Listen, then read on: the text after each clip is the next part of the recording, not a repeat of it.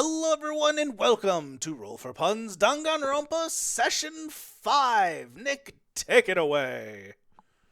Yay! Sorry. Just a heads up, my voice is going to be kind of here and there today. So, anyways, welcome everyone to Danganronpa Session 5. Last session was really interesting. Let's find out who's going to tell us about it. And I get to roll a DM safe D4.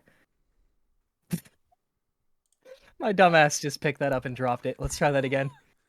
Allison, what happened last session? Do you remember? Well, we took watches because there was a bunch of power being drawn into the pod, and there was a big old debate on whether or not just to eject the pod or everyone go down with the pod. And then I eventually went up and looked into the pod, and she was dead in there. She was, And she certainly was. Someone drank a truth potion at some point. Yeah. What? That's ridiculous. Wherever would you get that idea? Yeah, that was a pretty decent recap. We started off, the Habitome sort of did a sudden and very drastic shift of alignment as it tilted. Someone may have gotten bleach in their eyes. Someone may have gotten bleach in their eyes. David might have been attempting to hide or clean a body/murder scene. I couldn't quite tell what was going on. Damn it, Grace, that's not what we meant by watch bleach. Right? But yeah, everybody was panicking. Power draw to the pod. Everybody's gonna die. David's making a list and checking it twice. He's gonna find out who's naughty and nice. Exactly. So far, there's a lot of naughty people on this list. Yeah, like 12 out of the 16 or 15 or whatever. Well, I only got 9 people, 9 people's answers before shit went down. You can probably just assume the other. Who did you have left? Harshman and Crash. You can probably just assume.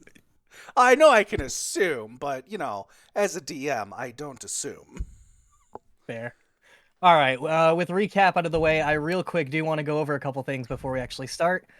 First, as you may notice, we are missing a player.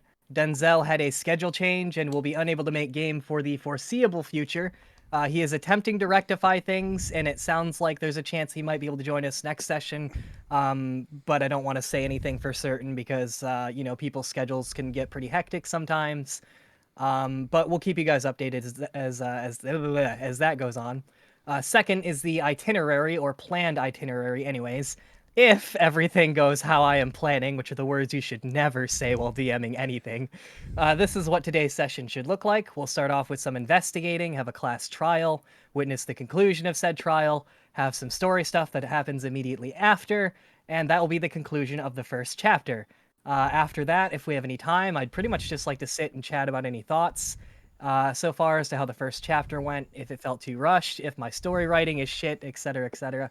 But I wrote this with the intention of it being shorter, but common sense tells me it's actually going to be longer, so we might not even have time for that. With that out of the way, there's one last thing I wanted to go over real quick, because last session, Ian had to leave early, and he decided to do something. I wasn't aware of this until after session, but moving back to last session real quick, hopefully this doesn't confuse anybody. When Officer Rush was sort of interrogating some people, she went down to grab both him and Grace separately. When she went and grabbed Ian to interrogate him, Ian would have released his poor bear hostage, Officer Sheriff, and apparently something else, something that may destroy the world later, but we don't talk about that. A chicken with the head of poor Mr. Ron Swanson cut out, ripped off. Anyways, immediately after releasing Officer Sheriff, Monokuma would have popped up.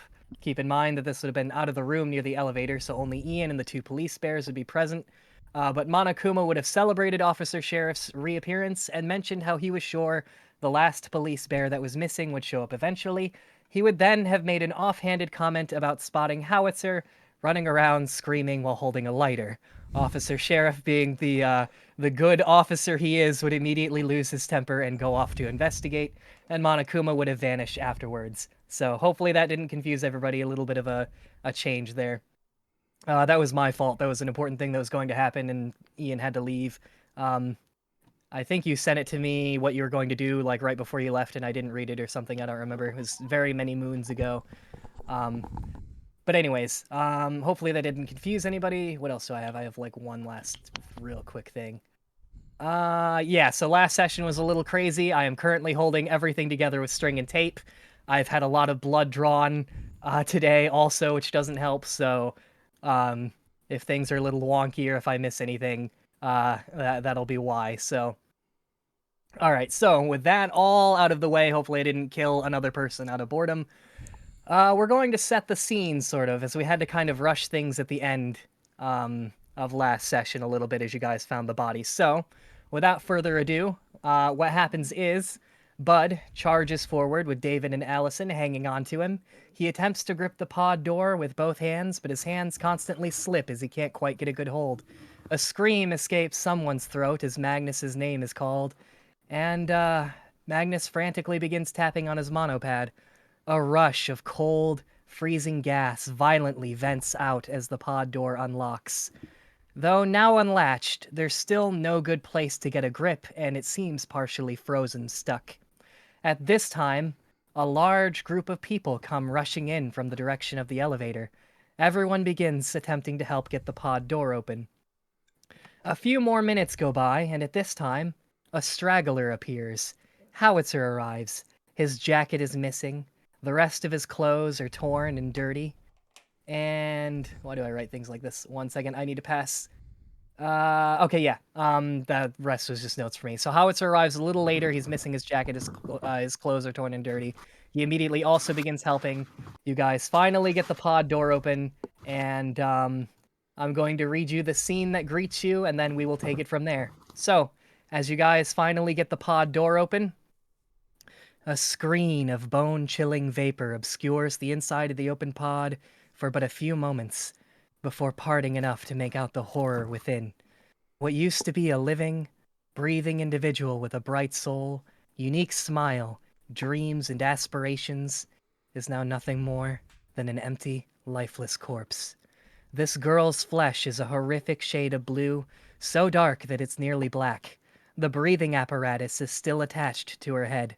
Both of her hands are at her sides, and she appears to be flashing a peace sign on each hand. The colorful hair clip she used to wear in her bangs now seems to have shattered and fallen to the floor of the pod. So that's the scene. And what do you guys do as you come across this this horrific thing?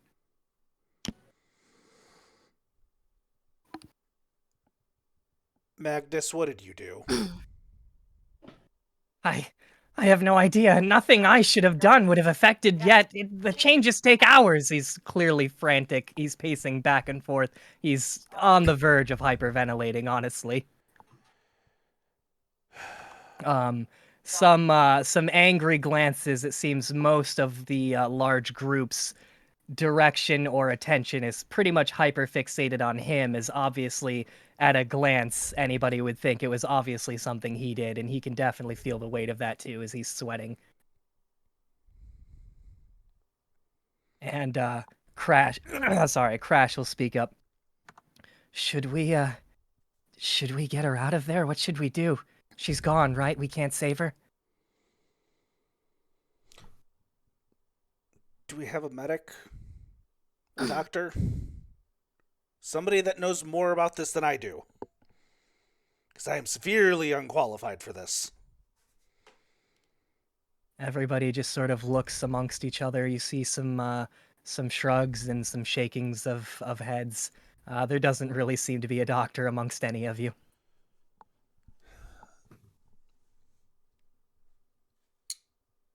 Magnus grabs his monopad and sort of begins searching through things. Seems like he's barely sort of hanging on to his composure while he's doing it.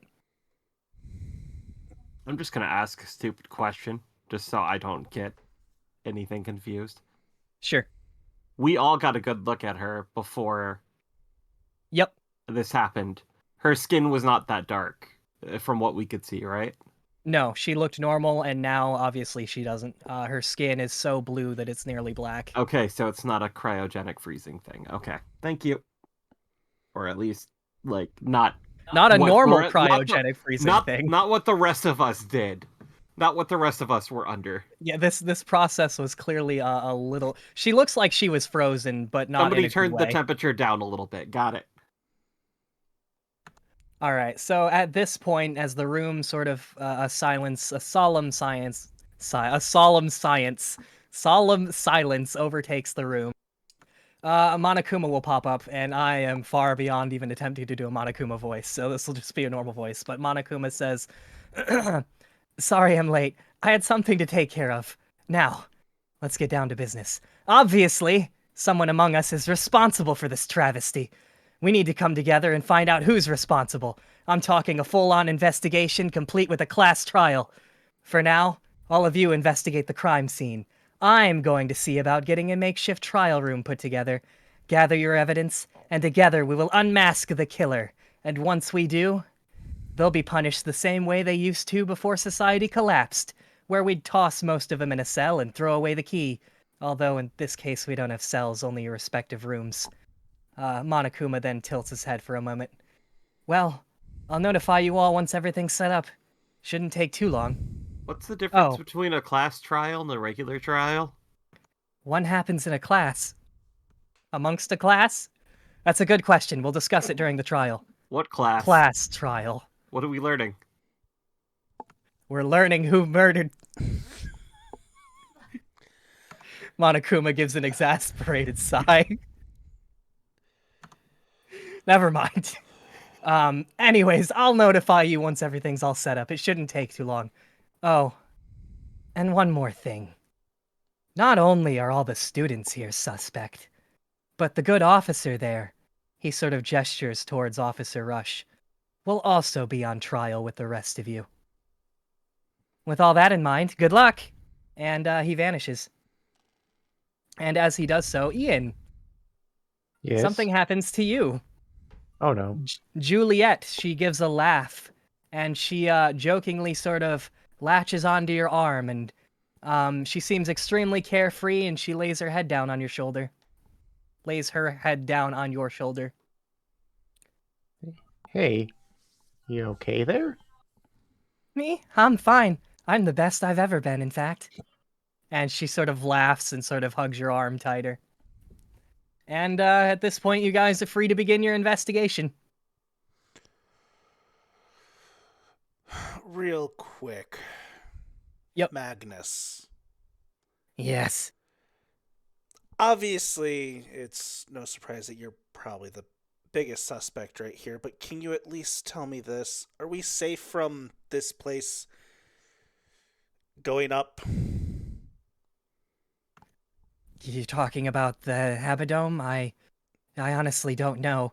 If I had to guess, I'd say no, we're not safe because nothing I've done has made any changes. But then again, actually, we might be, because I guess we could now reset our pod the quick way, and that would make us able to shut it down. So I can work on that, actually. Can we do that real quick? I don't want Yeah. whatever this is to just go up in flames with all of us dying. Before you do that, is there any way to look at the temperature of the pod and when that's a changes good- might have been made? That's a good question. Otherwise, it might reset certain information. Well, the pod is in... Oh, God, I can't do Magnus's voice offhand. The pod is in diagnostic mode right now, which sort of renders all the gauges mute, but as soon as I take it off, all that will come back, so you'll be able to check the temperature momentarily. I just have to switch it out of diagnostic mode real quick. And he finishes doing that. It looks like he was already in the middle of doing that. And as he does, he pulls up something. It's still warming up, but right now it's at about negative 150 degrees Fahrenheit. The inside. So be careful if you touch anything in there. Do we know what temperature it should be at when operating normally? Yeah, if there's someone inside, about negative 455. Actually, we have the owner manual right here if any of you want to read it. And he holds up the sleeper pod owner manual. I'll grab that and start flipping through it. As you grab it, everybody's monopads makes a ding, and if any of you look, it'll say 1 new note added. And if you check the notes, you should actually be able to see sleeper pod owner manual, and you guys can now read it. Well, that's handy. You said on the monopads? Yep. You'll see if you look at your monopad, it'll say like 1 new note added, and then you click on it, and a digitized version of the sleeper pod owner manual will pop up. That way, you guys don't have to pass it around. Can I just No, sorry, I- it's under notes. Wow. Sorry, Okay. it's under notes if you click notes. Can I just check for the obvious thing real quick and see if any cords are unplugged or loose in the back of the pod? You wouldn't find anything. Okay. Bud spent a little while doing that. Okay. Yeah, sorry. In canon, that's where the thing was, but in Fantasy Grounds, you just have to click notes and it's in there. I just made it public.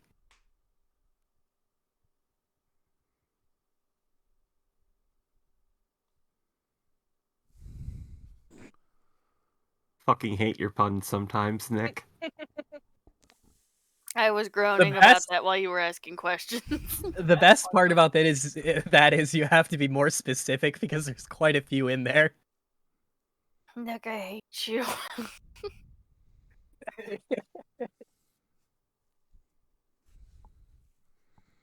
I thought it was Oh. glorious. Yes, Ian? I would Is that- start reading the owner manual and then point out the first paragraph under the FAQ section. The what's the strange liquid inside the pod part? Ah, yes, that does seem kind of important, doesn't it? Yes. Specifically, in the event of a catastrophic failure, subject may suffer a rapid and violent bout of hypothermia as the room temperature and stuff mixes. Causing the subject to be flash frozen. Yep.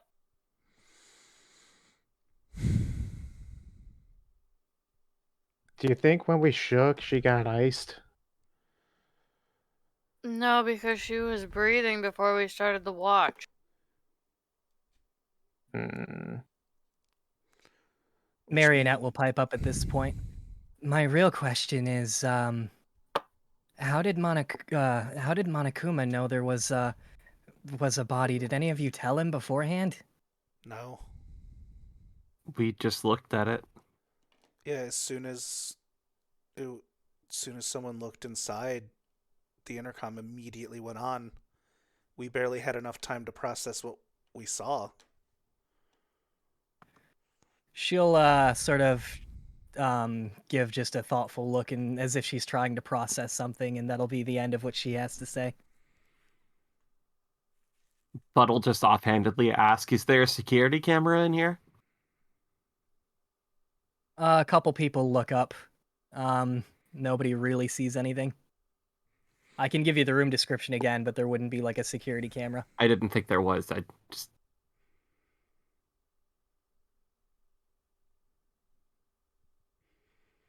All right. And anybody else looking at any other thing? Maybe talking to some witnesses or looking around?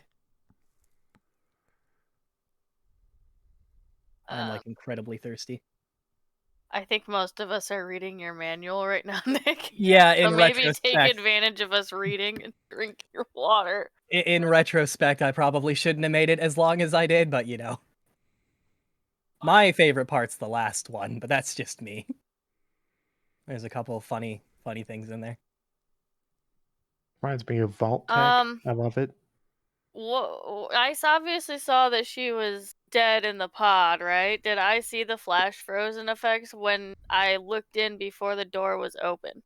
Nope, she looked normal when you saw her, minus the fact that she was not breathing. Got it. Okay, that's important. Guys? Yeah. Under what happens if a pod is opened without following safety procedure? It says the occupant will suffer the effects of being flash frozen, like Ian pointed out. But before the door was open, she was not flash frozen. She just wasn't breathing. Ah.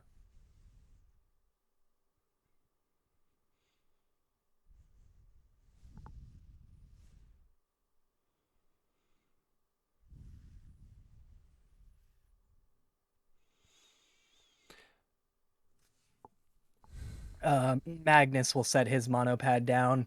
He will lean his back against the wall, sort of drop with his head in his hands. Juliet is still clinging on to you, Ian. She doesn't really care about anything else that's going on. Fantasia will be off in the distance, comforting Castanet. I love when I have to pull up the combat tracker for my Danganronpa campaign. Crash will be off somewhere by himself. Looks like he's just looking around the room. Grace seems to be sniffling and fighting back tears. Julian seems to be he's staring at the pod pretty much the entire time and writing in one of his notebooks, almost like he's taking notes. Ew. Harshman also... Go ahead. No, just ew.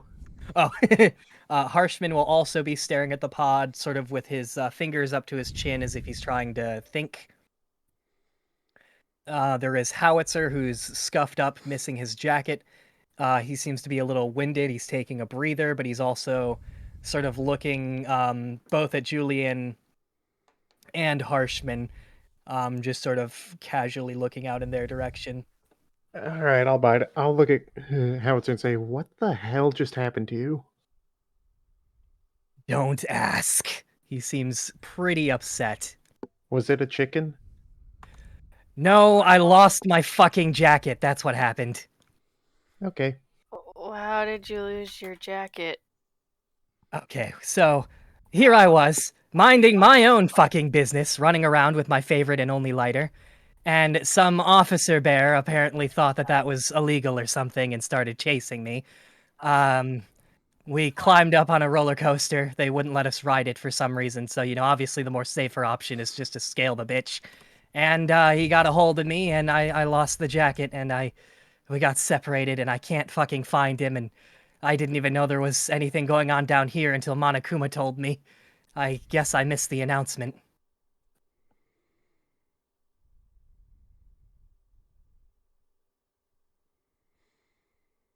Marionette seems to, just to give you a clue as to what everybody else is doing, as my voice is dying, Marionette seems to be gingerly trying to poke inside the inside of the pod as it warms up, trying not to touch any of the very, very cold inside. And Robin also seems to be looking around the pod as well.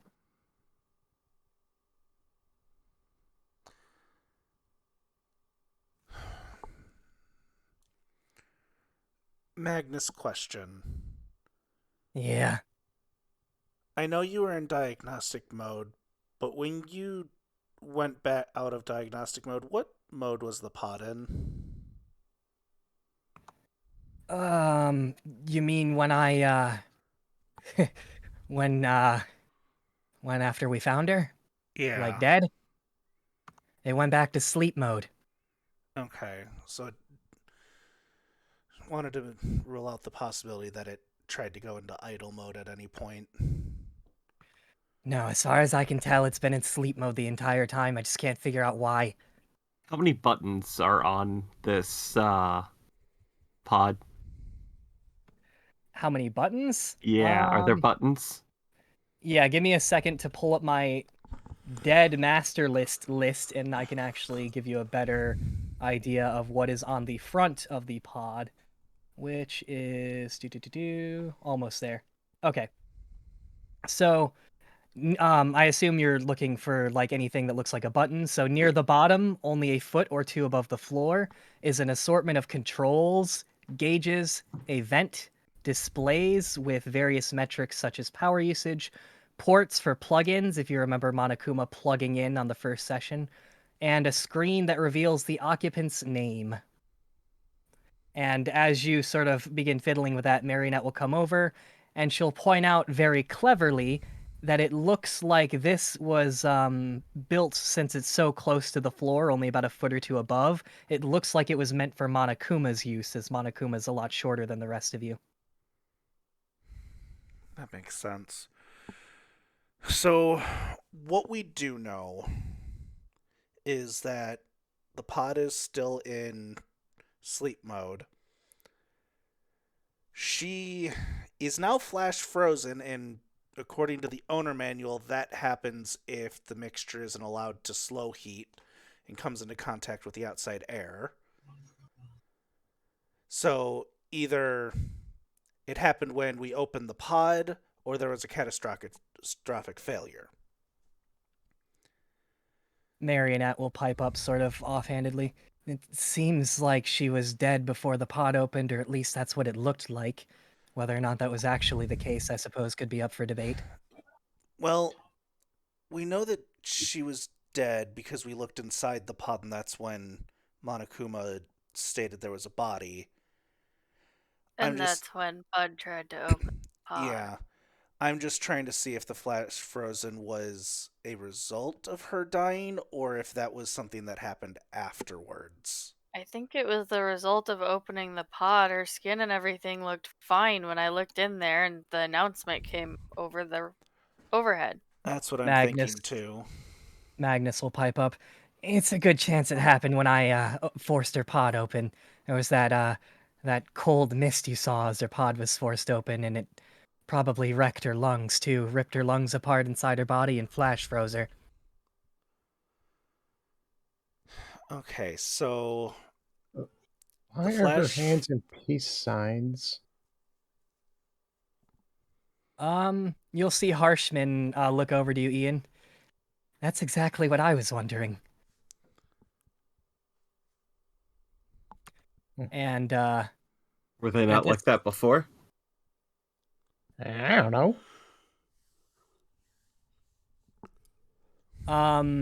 At this point, Fantasia will pipe up. Her hands are a little lower, so even if you looked inside the pod, I think it'd be impossible to answer that question. If you think that she did it as she was dying, perhaps it could have been her last message. I don't really know why she would do it any other reason. None of us had our hands like that, but people are different. Maybe as she was getting frozen, it was sort of a trend or whatever the kids do. but Work. I don't think she died by being frozen.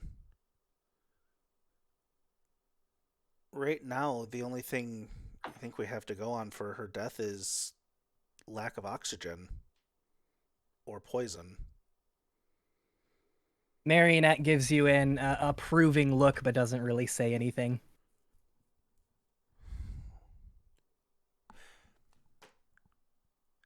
Looking at this owner manual, does it say anything about like the design, like where the oxygen would come from, where that pipes out to into? If you spend a few moments looking in depth, it does have what appears to be a schematic. So that area I just described to Sean, where it has controls, gauges, and a vent, the vent goes to a special pump that cools the oxygen, and the oxygen goes to sort of two places. The warmer oxygen goes through the breathing apparatus that goes directly into the mouth, and the super cooled oxygen is actually injected directly into the mixture to oxidize the subject's cells. Can we get to that pump? That would take a lot of dismantling, and it appears to be at the top, actually built into the pod, so What would- probably not. Happen if the vent was covered? That's a good question. I would assume then the person would not be getting any oxygen. I would like to go and search for the area of the pump and see if it looked like it's been tampered with at all. Okay, so you sort of search inside the pod. By now, it's pretty much safe to touch. It's still blazingly cold. Um, the breathing apparatus, there's like a long black tube, and it connects to the top of the pod, and it's actually behind the steel sort of casing of the top of the roof of the pod where it would be hidden. And around there, the air would flow through sort of two very narrow junctures connected to the vent from the door, if that makes sense. It'd be hard. I would have to draw it for you. There wouldn't really be any way for you to get to it, but you could tell where it is with the schematic.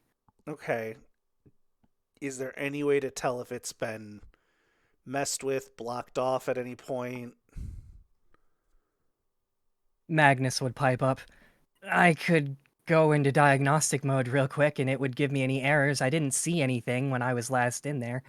It's supposed to bring that stuff to attention, so theoretically, if it works the way it's supposed to, that pump should be fine.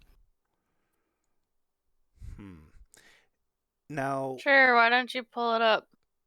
yeah, pull it up, but I guess the question is, would it show any errors if it's not in diagnostic mode? Like if somebody had messed with it before you got into diagnostic mode. If the pump was sort of messed with while I was in diagnostic mode, I'm actually not sure how it would handle it. I suppose there's two options. What I would think would happen is that it would prevent me from going out of diagnostic mode and the error message would pop up. Though I suppose there is a small chance that it just wouldn't say anything and try to start up and fail. But if I had to give an opinion as to what I know, I would say the first one, the more safe option. It's what diagnostic mode is for, anyways. So, Well, yeah, it should have popped up and prevented me from switching modes entirely. well, what I'm wondering is if somehow the vent was covered so no air could get in long enough to kill her, and then the vent was unclogged before we even got in here with diagnostic mode. Would the system say She anything? she was breathing when we got in here. If the vent was covered, I don't think it would give me an error message because nothing would be wrong with the pump, especially in diagnostic mode.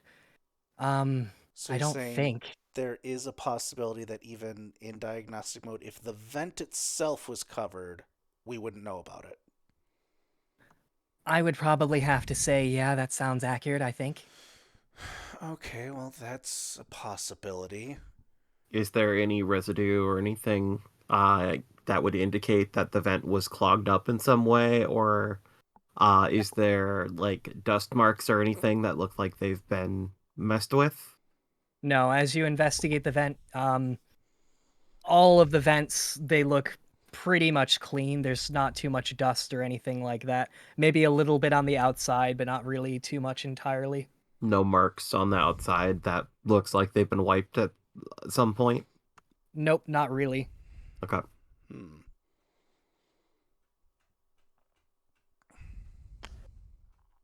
Is there any sort of change log we can bring up to see when anything happened with the pod?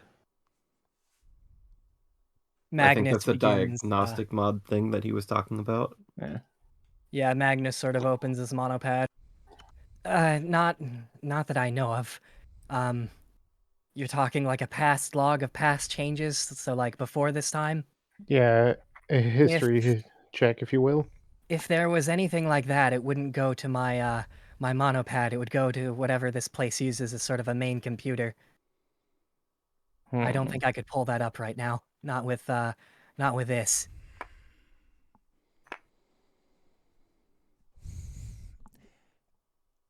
And the entire pod, like everything's connected in here. It doesn't lead outside this room at all. Like there's no pipes or anything that connect to the pods that lead to another room or anything.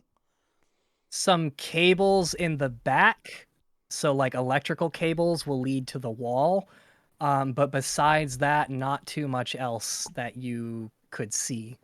So some stuff would be plugged into the wall from all of them, like electrical cables and such. But nothing more than that. Yeah, I'm not going to suspect electrical cables because that would probably show up on a diagnostics if something was unplugged.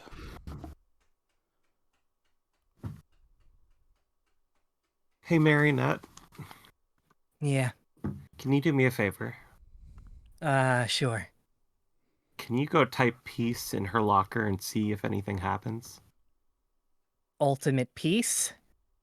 Sure, I can give it a try. She, uh, she walks over, she types it in. She attempts to open the footlocker, nothing happens. She looks at you, she shakes her head. It was worth a shot.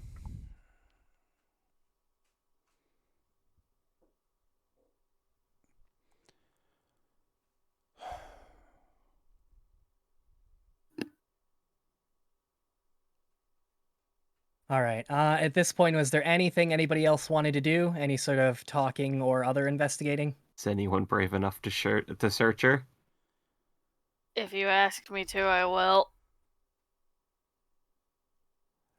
I would head over to Grace and check up on her after questioning Magnus for a while. She seems to be sitting on the closed locker, one of the closed lockers, and she sort of has her head in her hands, and her eyes are pretty red and puffy, either from crying or the bleach, one of the two. And she seems pretty, I guess, shaken up by the whole thing as she was trying very hard to organize a collective and preventative defense, and we can all see how that turned out. Yeah, I'll kind of sit next to her and say, how you holding up?" I could be better. This definitely isn't what I wanted to deal with today. Hey, can I ask you something? Sure. One of the people in here did it. Do you think... And, she'll sort of start choking up. Do you think whoever that person is, would we still be able to be friends with them afterwards? I mean, they killed someone. Trust goes a long way, and I know at least for me, it would not be easy to trust them again after doing something like that. She'll look down. I don't know who to trust anymore. I think there's still a few people here that I can trust based on the answers they gave me on when we were deciding if we were going to eject or not. Well, take it from me, I trusted everyone here, and look how that turned out. Oh, I get that. I get that. We're going to figure this out, and whoever it is going to pay one way or another. She sort of looks towards the wall. She's very distracted. She looks towards the elevator entrance, and she just says, "I hope so." And that'll pretty much be it from her. Yeah. I'll sit with her for a little bit and before seeing whatever else happens. 1 second, I think Allison wants to ask me something. No, go ahead. I would go over to Officer Rush if he's still in here. She is still in She here, is still yes. in here. So why are you a suspect in this? She'll look at you. I guess everybody's a suspect. But why you in particular? It's, She, sort of just stays quiet. She doesn't answer you. Raises an eyebrow. Suspicious. Let's just hope we all make it through this trial. And, she sort of gives you sort of a nod, and, she'll sort of walk away from you to some other point in the room.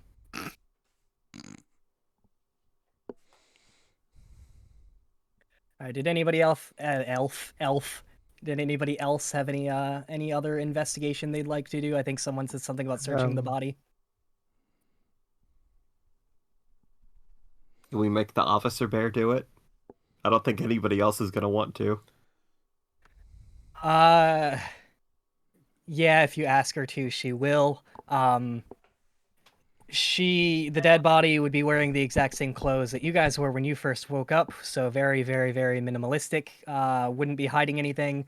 Literally, the only thing of note would be the shattered hairpin at the bottom of the pod, which probably shattered due to the, Temperature change. yeah. But otherwise, nothing would be found.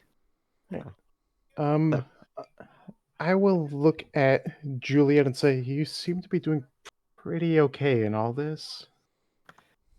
You see, he looks like he's concentrating as he's No, scribbling in his notebook. Juliet, not Julian. Oh, I thought you said Julian. My bad. Juliet? No. Yes. All right, that messed me up. What was your question for her? I got those two mixed up. Just say she seems to be doing pretty okay with the whole situation. How could I be doing anything other than okay when I've got you? Is that supposed to mean something? It means everything to me. What means everything to you? Oh, you know. And she'll squeeze your arm a little tighter. Are you coming on to me? I can be later if you'd like. Oh my Oh, god. this is weird. Oh my god. You know I swing the other way, right? You see something inside of her face shatter. Her eyes, her soul. Oh my. I'm not really into the whole swing thing, but I guess if we save up enough money, you just fit those to the door, right? She seems to be desperately trying to get you to avoid saying what you're saying. How do I put this? I'll let you push. I catch. I see.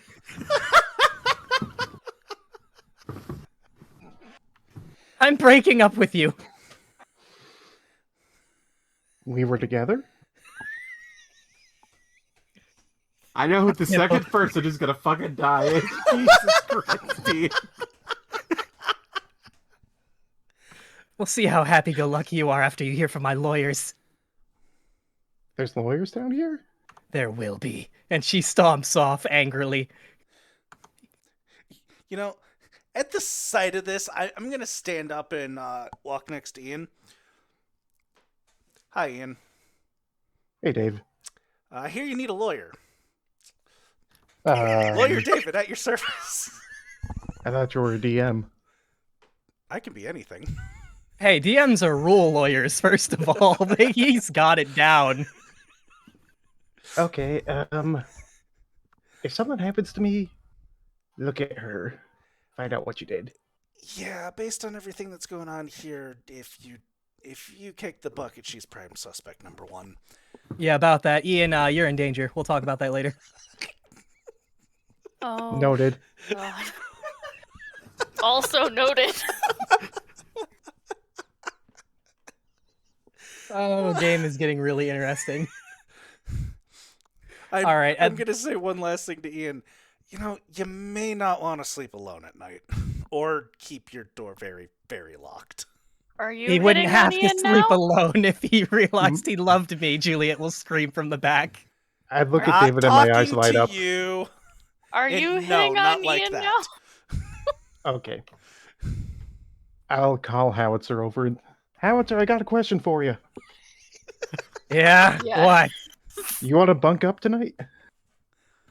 Actually, yeah, sure. Why not? Sweet. I gotta warn you, though, I snore. People tell me it's pretty animalistic, you know what I mean? I'm okay with animalistic. Oh, Jesus Christ. Noted.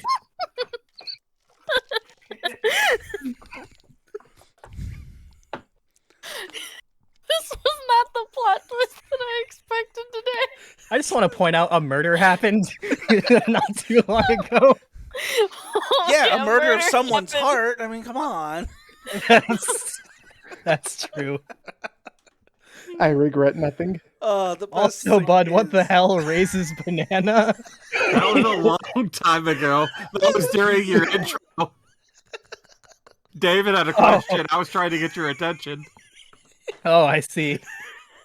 Yeah, that was back when you were like, "This is the itinerary," and I raised my hand. You never saw it My bad. because I was like, "You're missing something on the itinerary. Shenanigans."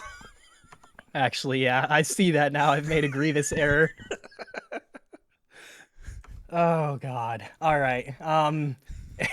Unless there's anything anybody else had to do or say, anybody else's part they wanted to rip out and stomp on. I don't think I can ask Juliet a single question for the rest of today. For the rest No, of probably ever, not. probably not. Not unless There's a that couple question. There's a couple questions you could ask. Yeah, like, will you marry me? Or will you forgive me? Or are you going to stab me later tonight? I got my cat back from her. I'll be okay. That's fair. All right. At this point, a ding is overheard. Overheard. A ding is heard overhead. God, your DM is breaking. And Monokuma's voice sort of cuts through the air. Attention, students! Attention, students! Please immediately make your way to the class trial room. Simply What? enter the elevator located in the puzzle tower, and move the elevator's lever into the up position. Nothing will happen for 90 seconds, but if left in that position, the elevator will start moving again and bring you up to the trial room. Are we still students? As I hear that, I look towards the officer bear and say, "Wasn't she gonna inspect the body?"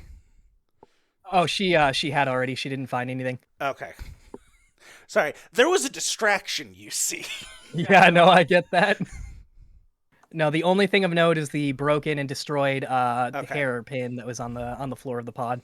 Okay, I then look back towards Ian and give him a pat on the back. Good luck, buddy. I don't need luck. I have tools. You might be wanting to hide with those tools. Also, I don't want to know what tools. As I just start walking away. Fair. All right, so everybody, I'm assuming, unless anybody stays back and wants to do anything, heads toward the elevator to make their way to Objective A. Your DM is breaking already. It's only been an hour. I walk out the door and just kind of yell out, "Where's this elevator?" Marionette will pipe up.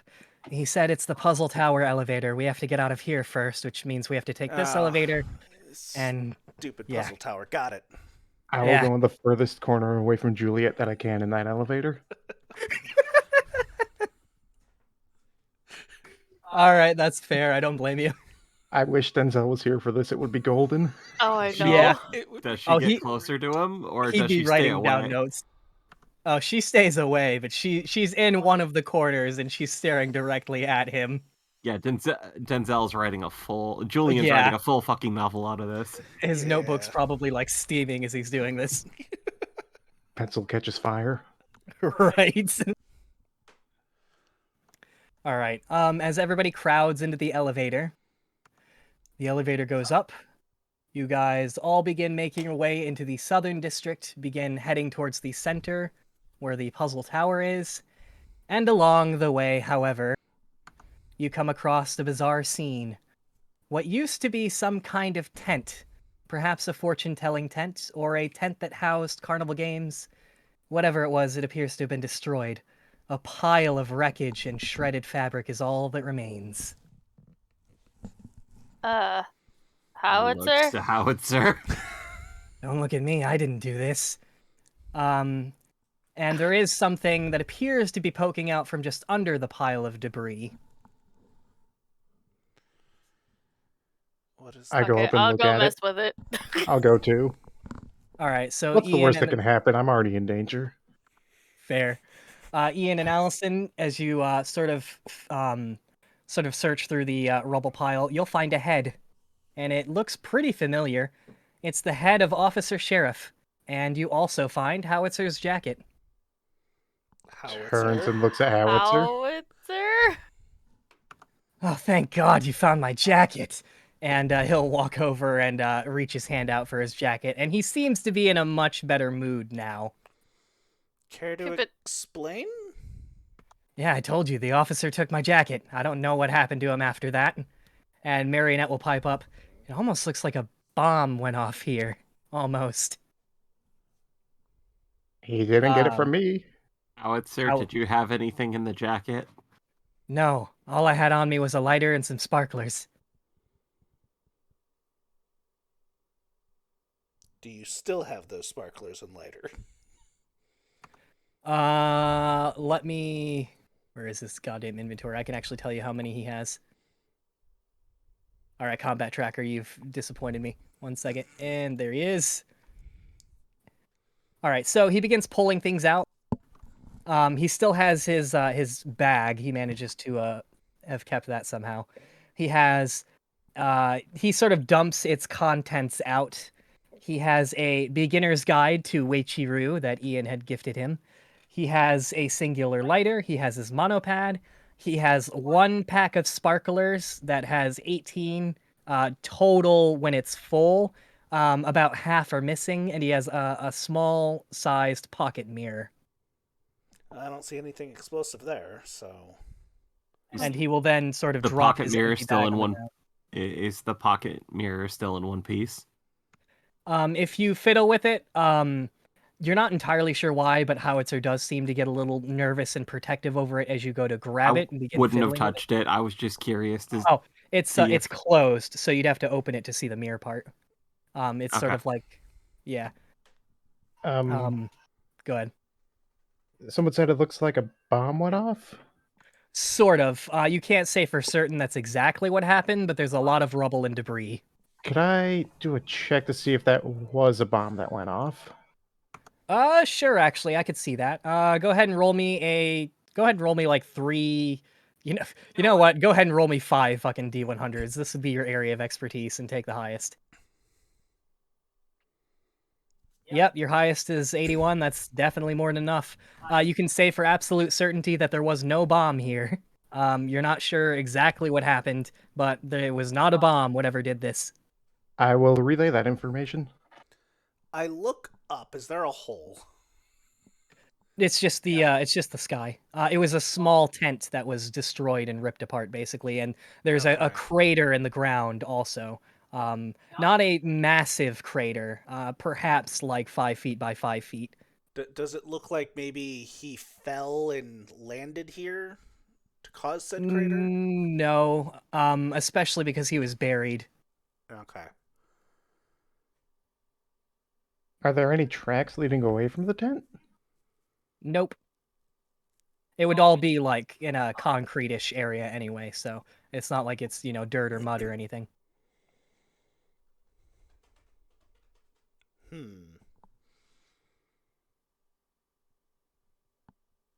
Officer Rush will begin sifting through everything too, and she, for a robot, seems pretty upset by the whole thing. Also, as she has sort of both of her hands full of debris and sort of begins crushing or sort of squeezing her fists absent-mindedly in a rage before letting loose a finer dust of the debris she crushed.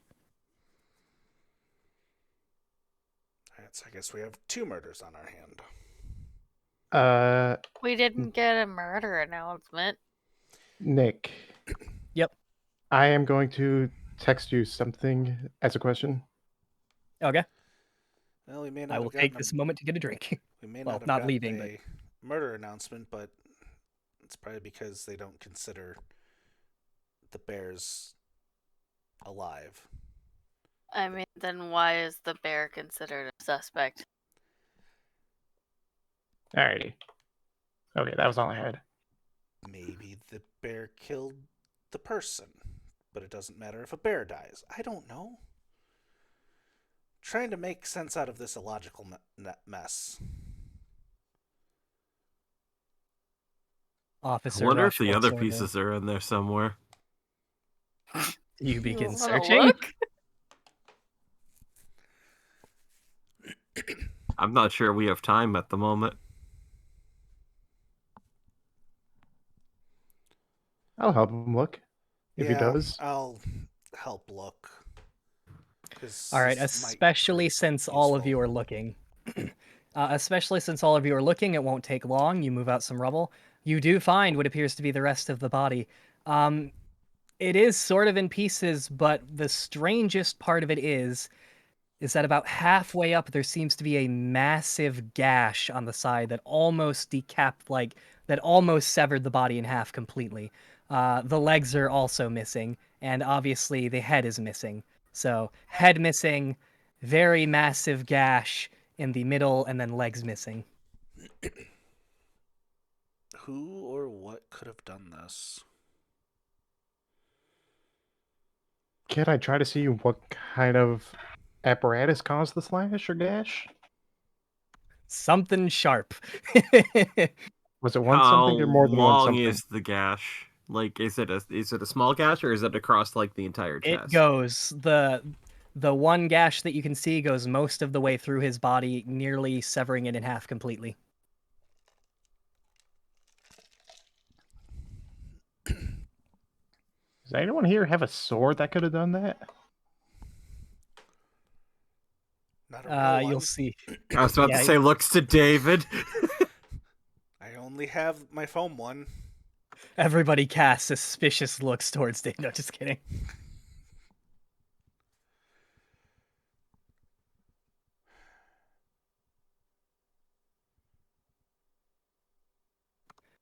At this point, Marionette will speak up. Well, it doesn't really look like we're going to get too much more information here. Maybe whatever this is, we'll learn more about it during everything else. Maybe.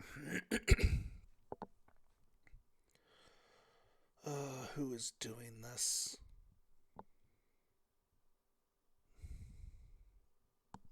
Who would?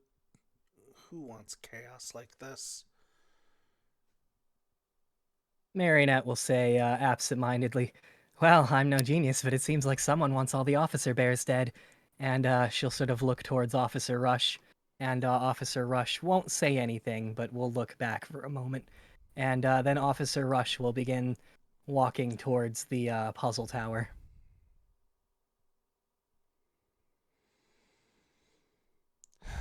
Well, we're not going to find any answer standing here, I guess. As I start to head towards the puzzle tower. All right, I'm assuming everybody else is following. Yep. Okay. You guys reach the puzzle tower. Yeah, I can't talk anymore. It's been an hour. I'm done. No, just kidding. You guys reach the puzzle tower doors. You open them. Going inside, you'll see an elevator. I assume you follow the instructions to get to the trial room.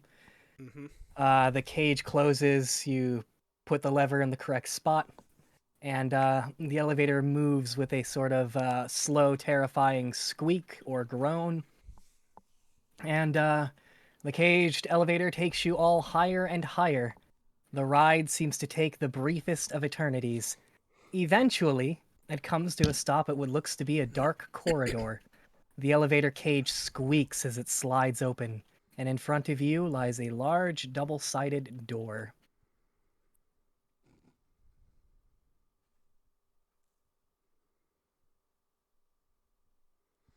And you'll hear Magnus give a sigh. Well, let's just get this over with. And he'll begin walking forward to push the doors open. The doors open. Sorry. And opening the doors reveals a large trial room, a circle of podiums, each accompanied by a picture of you or one of your classmates. The trial room's ceiling is a large glass dome that gives you your first look of the outside world above water. The sky is blood red and almost looks like it's on fire. The top of the glass dome poking up just above a tumultuous sea with waves that reach as high as 100 feet or perhaps more, washing over the dome constantly. The side of the makeshift trial room opposite the doors holds one large throne and 3 smaller ones. Do any of you sort of do or say anything besides just stepping up to your respective podiums? Now, am I mistaken, or did he say that he was going to make a trial room? This seems like this has been built for a long time. Marionette looks at you and gives you an approving look. Yeah, I agree. Looks like this was here before. Maybe it's repurposed? From what? That we did not spend that much time in order for them to do something like this.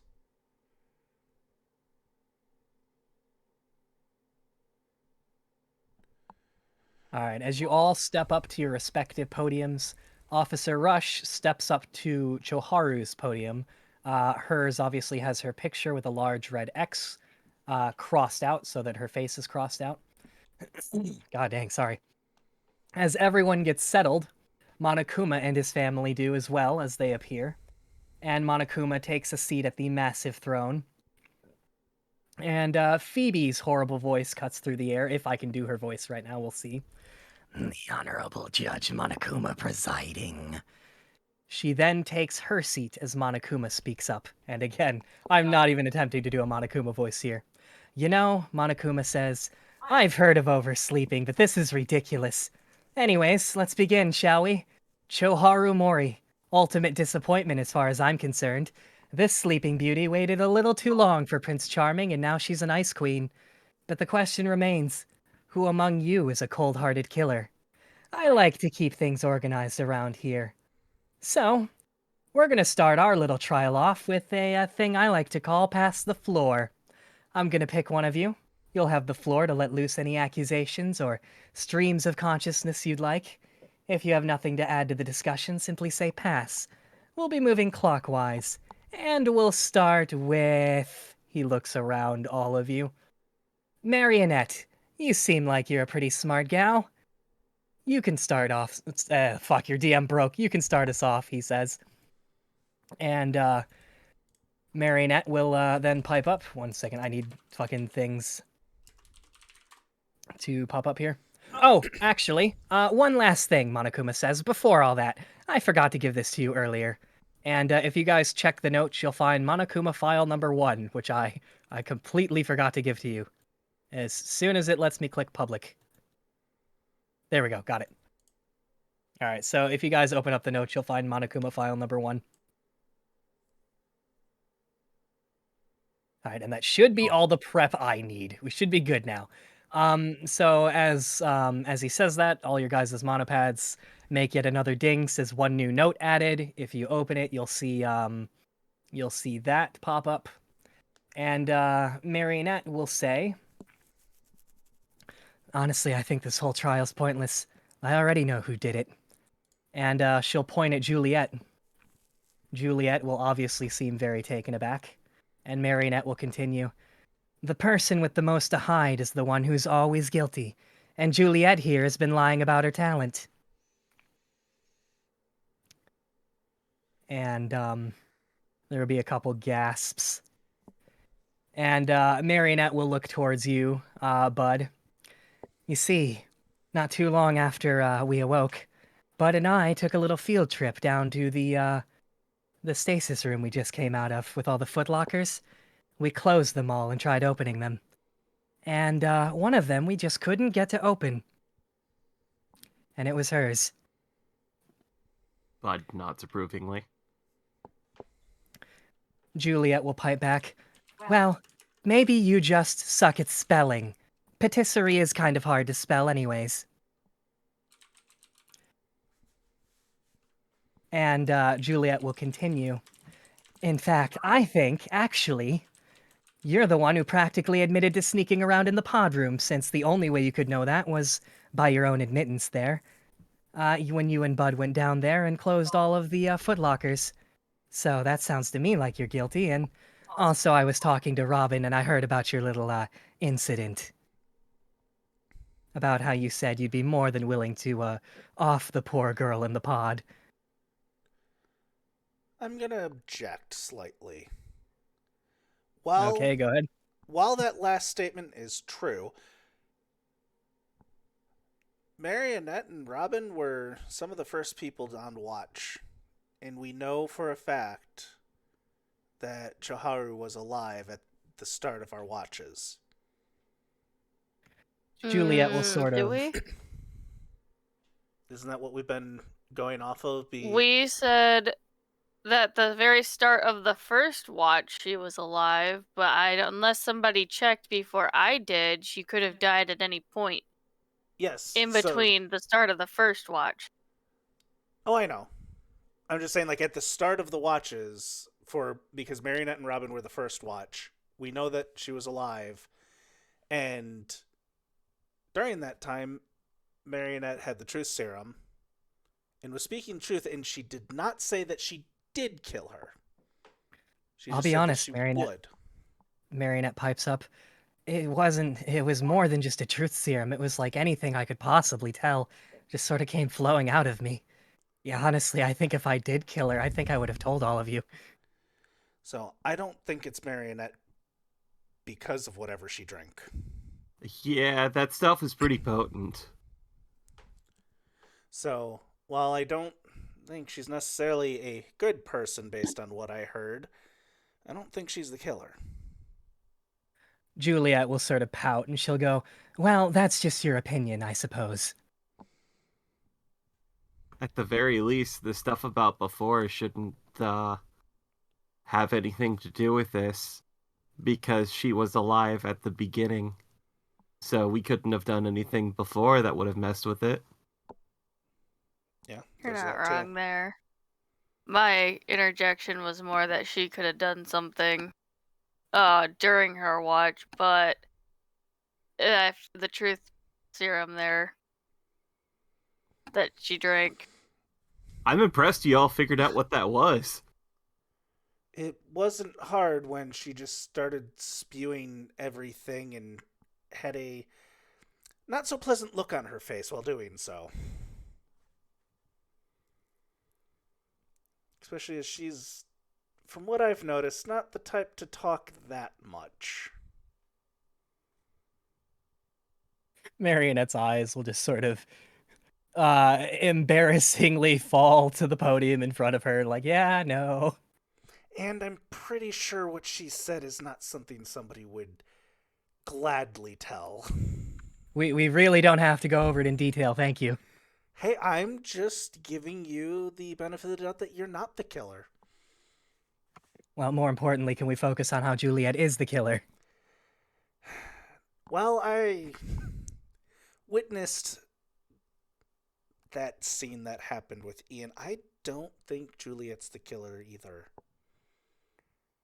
I think she was too focused on Ian.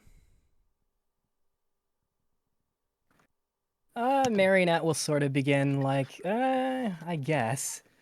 And at this point, Magnus will pipe up. Well, since we know that clearly your talent is not what you say it is, why don't you just tell us? Because otherwise we're just going to ask to see your monopad, which will tell us. And at this point, let me pull up. No, everything's breaking. All right, there we go. I can't wait till some of these people get killed off, so like there's less for me to sift through. Next trial, 5 people die. I won't stop. I'm a madman. Okay, so Juliet will sort of give a, well, all right, fine. And her voice sort of changes a little bit. I only use the word patisserie because it's easier for me. I don't really know what the actual word means. So I just kind of guess because I'm really good at baking. But apparently I'm the ultimate yandere. Yeah, yandere, I think they call me. And, Yeah, Ian, you fucked up. Ian, I start run! shaking in my boots. I just turned to Ian, run. You remember I- 2 months ago when I told you were in trouble, Ian? I reach into my bag and start pulling out a bulletproof vest and a helmet. like I said, I don't know what a yandere is. I'm assuming it's close to patisserie because I like baking. I like sweet things. That is the And I especially like farthest sweet thing boys. away from baking ever. He's just hyperventilating over there. Juliet, get a fucking dictionary. Because that is the I've farthest been trying to thing get away a from okay, never mind. Nick. Oh, God. Ian, do you remember her first secret? Yes. Why do you think I'm putting Okay. on the vest and the helmet? Yeah, I know Just her first secret asking. too. Right, yeah, about that. Yeah. So Juliet will frame her face with both of her hands as she lays her head in her hands. I just like sweet things, that's all. I'm just gonna say this right now, so everyone in this room hears. If Ian dies, it's Juliet. Well, I now think that if you he, said that, they're gonna frame her. I think if he dies, it's from heartbreak. I think he loves me and doesn't realize it. Mm. And she'll pull out a knife from inside of her shirt. A really large steak knife, by the way. I pull out a shotgun. Fair. Um, Fair. She'll slowly put the knife away. I put the shotgun away. I'm I'm Just just gonna gonna look at the knife disappearing. How does that even fit in there? as he pulls out the shotgun and she starts pulling out the knife, I start pulling out a rifle. Oh, we're putting them away. Oh Okay. god. We have ourselves a Wait. good old fashioned standoff. Wait, where'd you get that? Don't worry about it. You didn't pull that out of my bag, did you? No. Oh wait, yeah, that's not. Okay. You would probably be able to tell because of your past with weapons, Ian. It's a tranquilizer rifle. Ah, okay. Something you've probably used in the past, if I'm gonna be honest with you. Maybe. All right. Well, that's a revelation. Yeah, we needed to know that. I went so long knowing that, and I was like, the funny thing is since it's out now, so you guys know everybody has 5 secrets. That's her number 2 secret. So if anybody was going to spend more than just like the first part of like the first free time with her, they were gonna find that out, and nobody has yet. You've only gotten up to secret number 1. So I was sitting there and I was like, I wonder who's gonna find out what her talent is first. That's about Oh, what I boy. figured. I will look at. That's why I thought it was so funny that Ian was sitting on her. Yeah, I know. will- As soon as he was, I was like, oh boy, you don't know what you're getting into. I will look Yeah, at David and say, "Would you mind bunking with Howitzer and me just in case tonight?" we can talk afterwards. Okay. Okay. Sounds like a threesome. And she'll sort of slap both of her hands to her face. the Maybe if I'm lucky. Anyway, as creepy as all that is, I somehow think that takes her out of the running as the murderer for this case. How would that do that? Again, she was all eyes on Ian.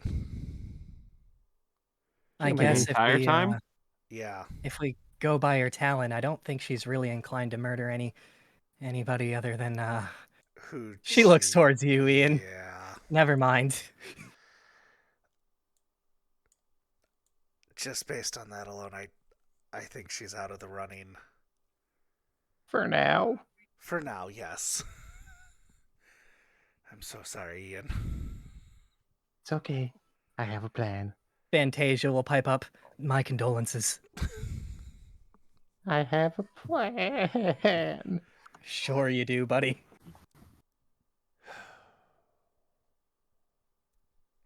Howitzer will pipe up at this time. All right, so not Marionette and not what the hell is your name again? Juliet, Romeo, whatever your name is. So who then? We're getting off track. The Monokuma file says it's a fix. Asphyxia. Fix. That's it's- not being able to breathe, right? so David might have been onto something earlier with that vent. Magnus will pipe up. Yeah, I guess it's possible.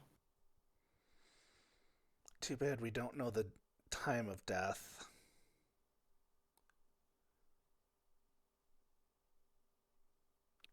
So, David, you were there the entire time.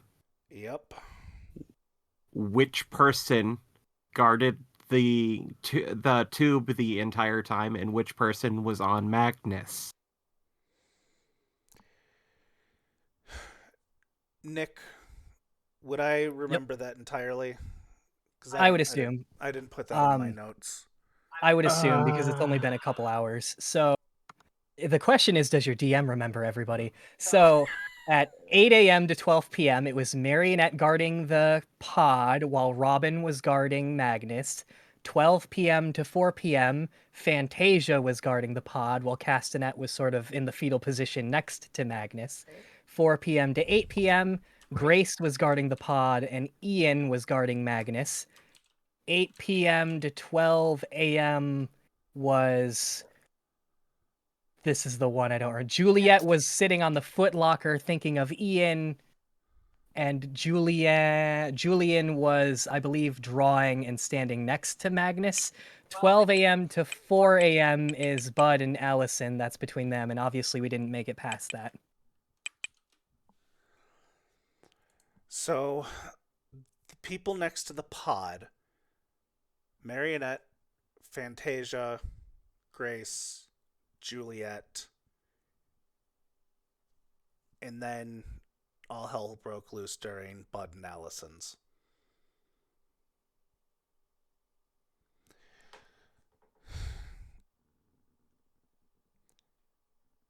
So,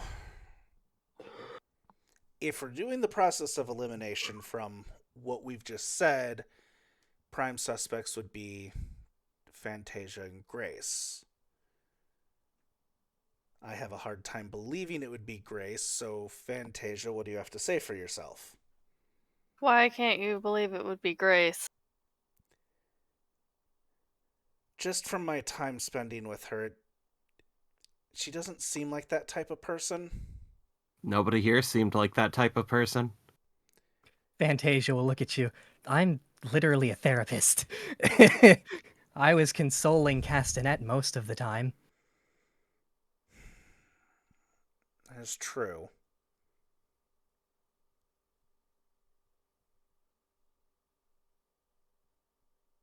And then Grace will pipe up. I mean, I spent how much effort getting this whole thing together? Don't look at me. There's also the majority of the time during 4 to 8 that I was near Grace and talking to her. Ian, you could back that up. Yeah. And on top of that, Grace interjects, why is Officer Rush a suspect? I brought that up earlier, and they ducked the question. Wait. I'll look at Officer Rush and say, did you open the pod to ask her where Officer Sheriff was?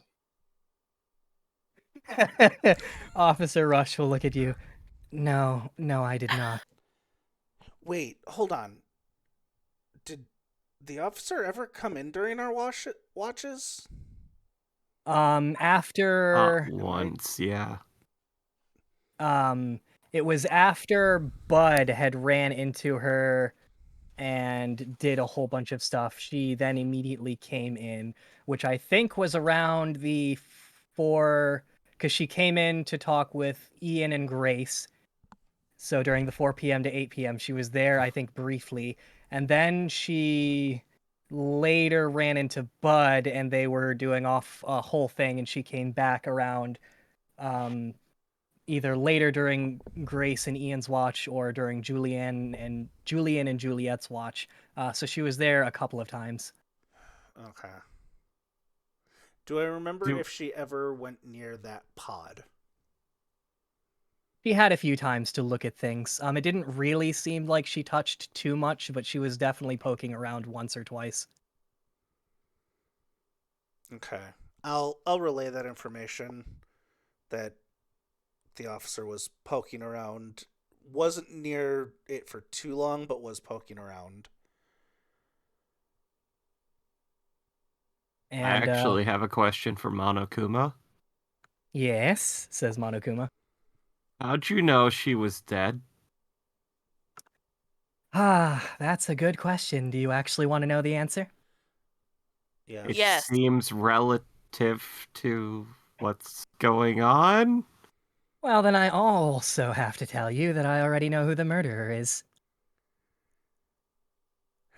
But it would be pointless for me to tell you that without you all finding out yourselves. However, with that in mind, one of you almost figured out how I know. Grace, do you remember when you and David were cleaning your room? And Grace will nod. You got a little too close to the air conditioner for my liking. And Grace will just sort of seem confused.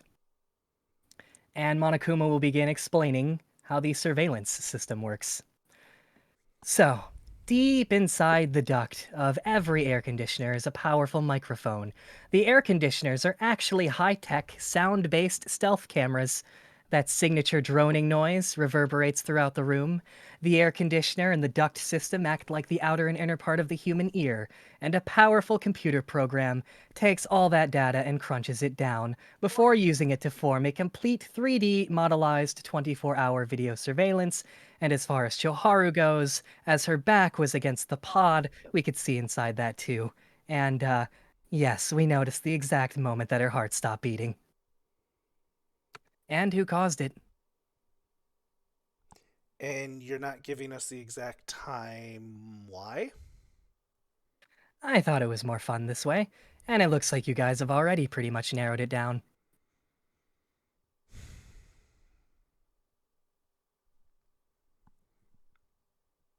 Okay. So why wouldn't you say anything until we found her? Say anything regarding... If you knew the moment that she died. Well, there are rules to these types of things.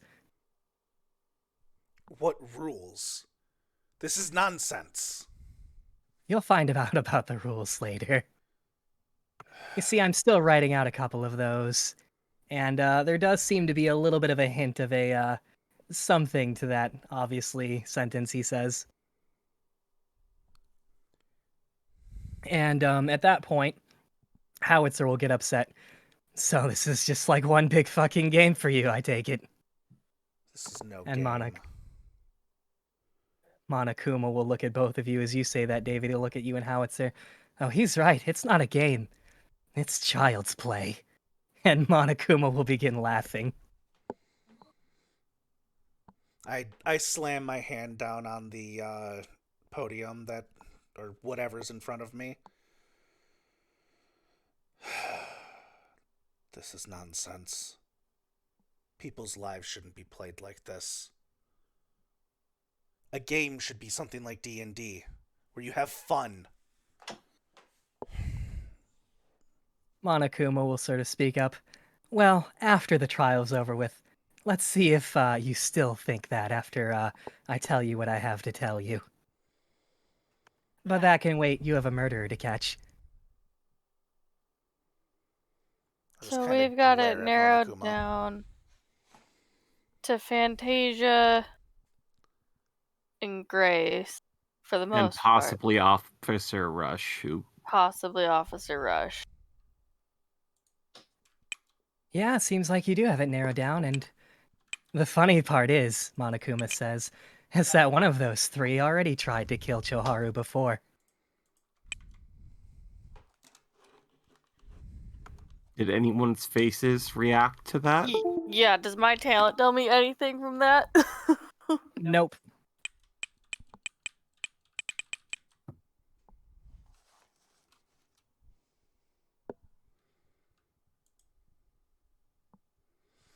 Officer Rush at this point will sigh, and she'll begin talking. All right, fine.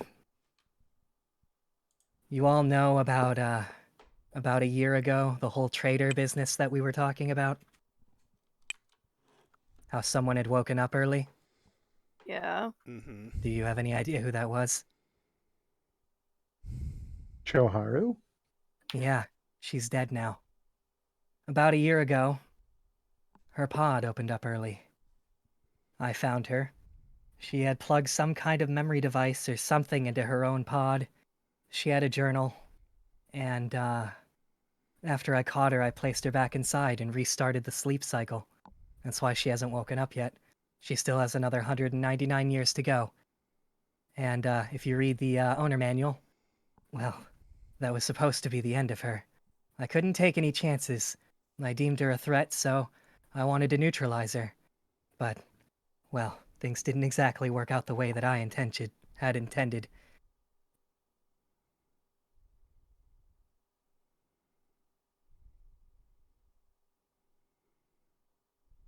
But I didn't kill her this time, Officer Rush will say.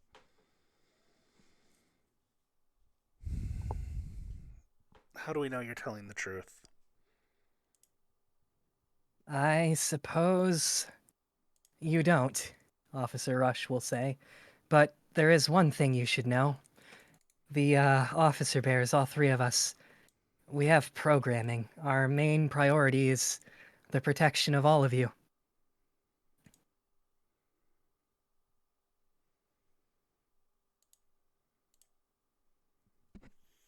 And Monokuma will speak up at that point. Yeah, and it sounds like that logic can get quite twisted, being a pseudo-conscious machine. Always scan this section. You can sort of twist things like that, can't you?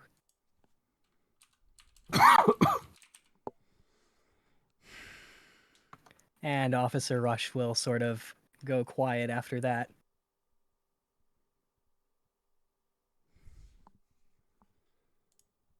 And Harshman will speak up. So, what about the peace signs on her hands?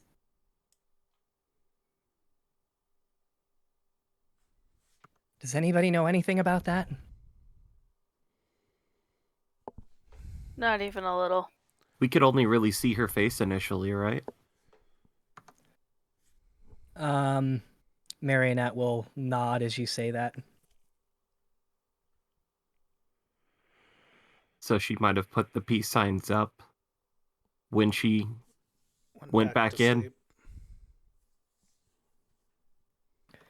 It's a possibility. I still wonder why. Is it a clue? Or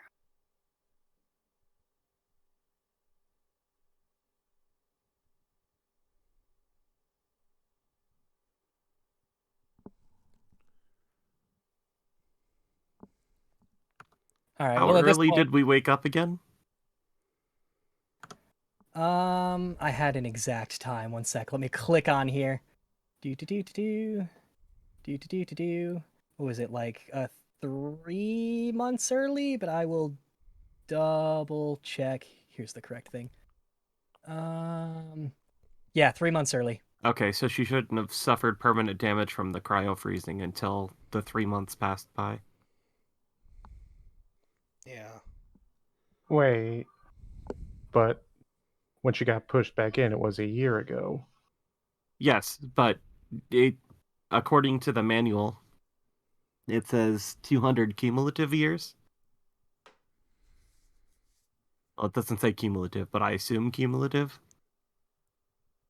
So if they haven't Yeah. reached the 200 point, then they're fine up until...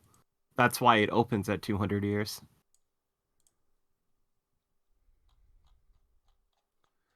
Because that's as long as they could keep us.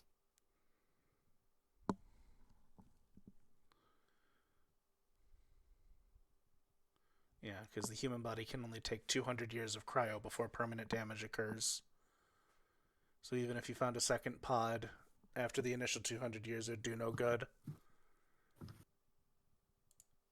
Which means, Marionette says, 200 years total. So Yeah. she was definitely pushing things. I mean, technically, we were all going to be pushing things if we woke up when we were supposed to.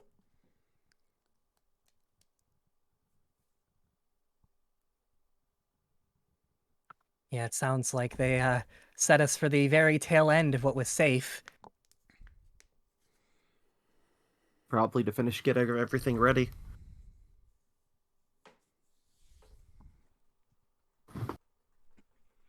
But motive aside, that means that that initial attempt definitely was not the cause. Yeah. All right. At this point, because I forgot my own rules, we will go. 1 second. It's just to. Why do I have encounters up? There we go. Monokuma will pipe up. Well, that was an interesting pass the floor round. Who's next? Robin. Robin shakes his head. Allison, you have the floor. Go ahead. I'll just shake my head. Bud Bailey, you have the floor. Well,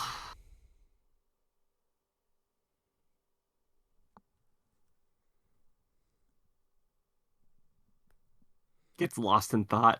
Oh boy. Stares blankly. All right, Castanet, Monokuma asks. Castanet has a dead look in her eye. She's obviously terrified as she looks and sees the 100-foot waves. In fact, it doesn't seem like she's been paying any kind of attention. Just gonna go ahead and skip Officer Rush. She's not very talkative anyway. Crash shakes his head. David, your turn. Well, we've already said a lot already, but I do want to add that one of the reasons why I was staying with everyone in the watch order was to take a tally on who. I mean, a lot of you probably already know that I've already asked you if you were for or against ejecting, well, the one who's now dead. Only 3 people that I got to ask were against ejecting. That was Castanet, Grace, and Julian. The people I did not get to ask were Bud, Allison, Harshman, and Crash. And I don't remember if you asked Howitzer or not. I did not, because he wasn't on any of the watch orders. As you say that only 3 people voted to not eject her, there'd be an awkward silence for like half a second and everybody looks around. I said if nobody could figure out how to get her out safely. You're slurring your words. Are you drinking again? Hides flask. Damn it, I knew it. And because of that point alone, it's hard for me to think that Grace is a suspect. If She could have easily been lying.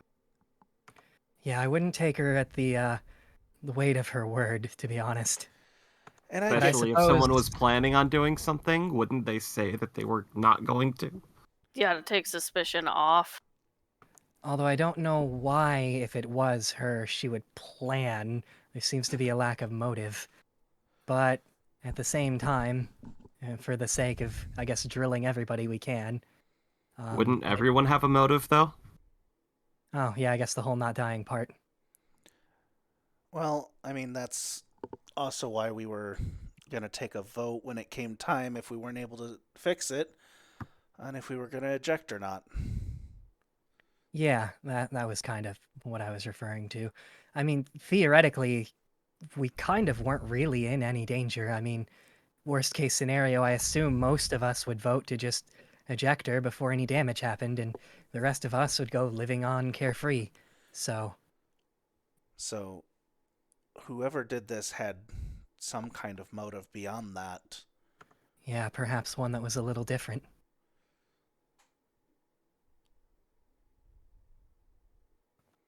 And Marionette will give you an approving look, David. And the other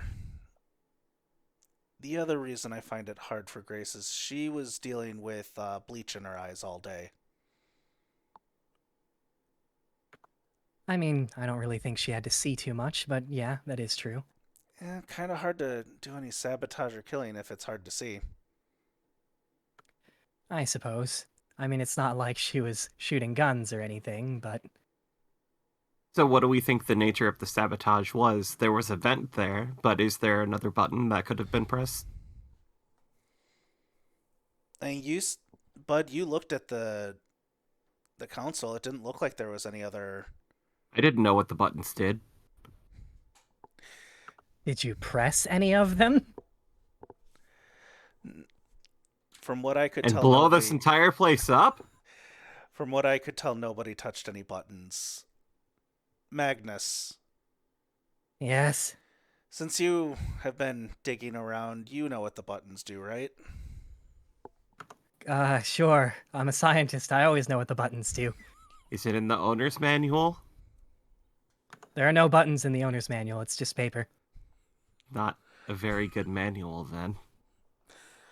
I pull out the manual again. Is there anything that says what the buttons on the pod do? There's like a keyboard for like inputting. So like if you have to input the subject's name, for example. But besides that, there's not really too many buttons per se. I mean, unless you're looking for something in particular, there's not going to be like a big red button that says like, you Okay, know, vent oxygen or anything like that. got it. And then when we were looking at the vent, it didn't look like it was disturbed at all, and there was some dust up there. It looks hard to like, how do I phrase this? It wasn't like incredibly dirty to the point where like if anybody even looked in its direction you'd be able to tell, but it also wasn't like so immaculately clean that it was, like it came out of the factory yesterday. Um you could probably tell that nobody was scrubbing it with a sponge lately or something like that. Yeah, so I kind of described that and said, and because of that, I know it's not Grace, if the vent is the reason. So, did anyone have anything with them that could have covered that? Setting something down in front of it? Didn't seem Something like like anyone really what? had anything with them. I'll pipe up and say, where was Magnus sitting the whole time? I was sitting away from the pod. And Well, we also, had what do you mean about not two it separate. not being Grace because of the vent? So this morning, before everything happened, I was helping Grace clean her room. I had to get the extra strong bleach to help clean her room. So she's a little bit of a clean freak, is what you're saying? Yes, Now, here's my problem with that. If she was planning to murder someone, why would she thoroughly clean the vent if it would give her away? because I don't think she can touch things that aren't clean. Uh, maybe, I guess. Magnus says, not entirely convinced. Trust Is me. she touching the podium? Yeah, she's touching the podium. Does she have a rag with her? Not that you can see, no. No? Okay. I point that out. She does have a kazoo. God damn it. My Courtesy of bad. Ian. Anyway, Grace will pipe up. My immune system's a little weak, so I can tend to be a germaphobe. I don't mind touching, you know, ordinary or normal things, but I'm definitely not going to go dumpster diving or anything. And yeah, I do eventually get into moods where I have to clean literally everything around me. I'm still working on my room.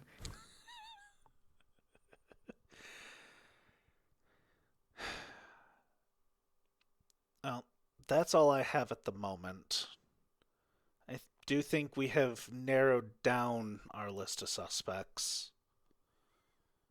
So at the moment, the only one that has an additional motive would be Officer Rush. Should be the only one that would know that she was a traitor. Yeah.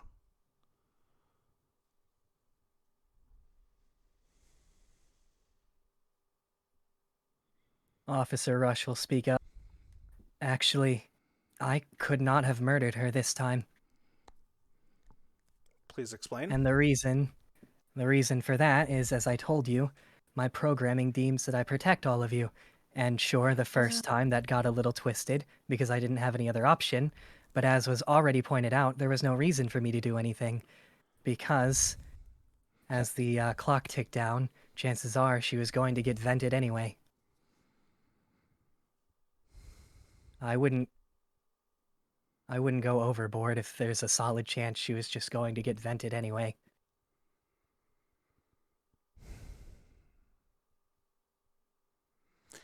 That's logical. I don't think you're off the hook though. Instead, I think we should refocus on Magnus.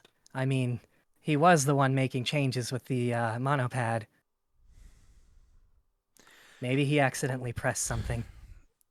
Well, as much as I'd like to believe that, the owner's manual does state that if there's any errors in the code, it won't take effect. Howitzer will pipe up. So it's completely impossible for him to have accidentally pressed something? Yeah, at least according to the owner's manual. It won't take any work, and anything that would cause issues are immediately brought to the user's attention. Marionette will pipe up.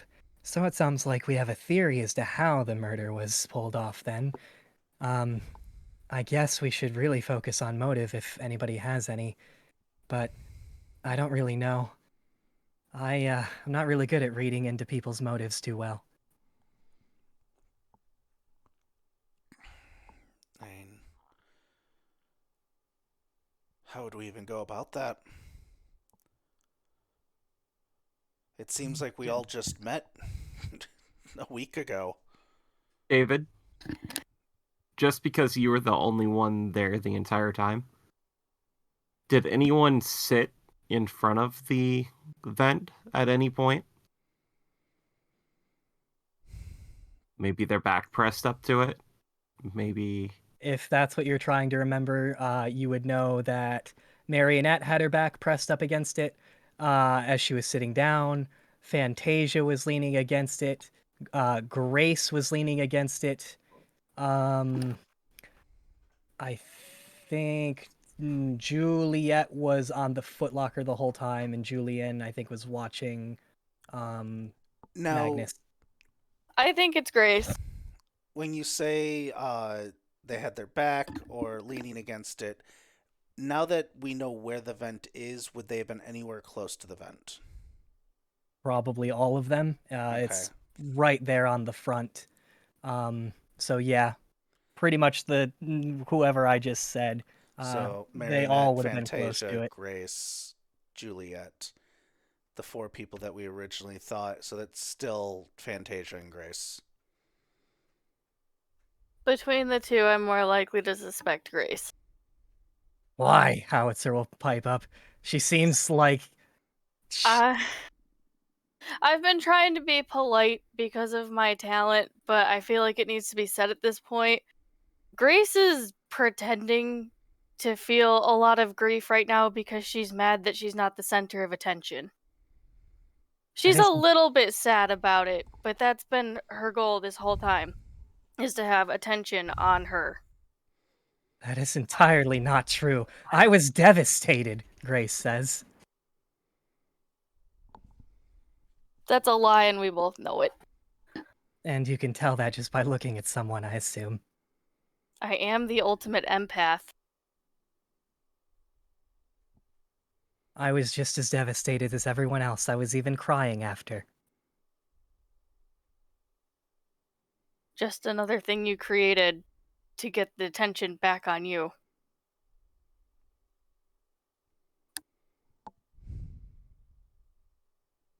All right, Monokuma will pipe up. At this point in time, I think it's time for our next sort of what's the word I'm looking for?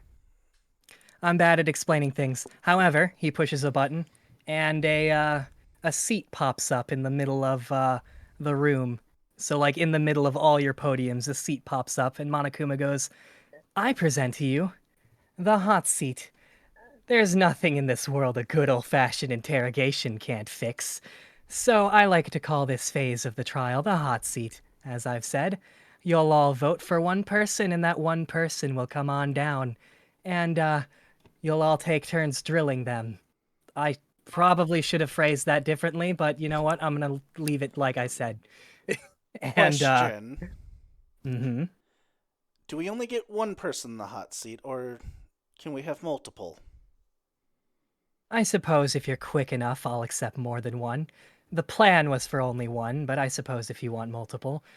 The goal is for everyone to take turns asking the person questions, so if we do more than one person, it can get time-consuming, and I'm not very patient.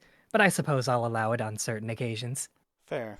Just wanted to ask, since We seem to have two suspects, so it'd be nice to ask both of them, but if we have to choose one, that's fine.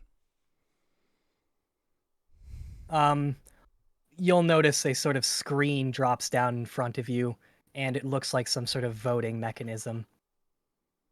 And Monokuma will say, "All right, go ahead and cast your votes." And you guys can either put it in the chat, message me privately on Discord if you want to keep it secret, or just say it out loud. It does not matter to me. Basically, full disclosure, this is going to be voting between the players. The NPCs aren't going to count.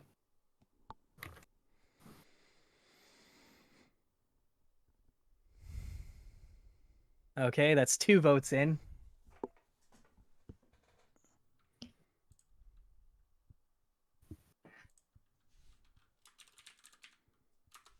God, I just realized. God damn it! I just realized we have 4 people Yeah. Yeah. instead of 5.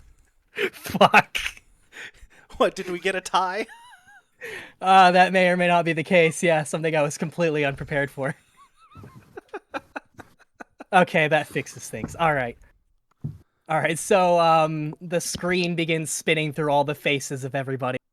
And eventually it lands on Grace's face, and Grace gives a really exasperated sigh.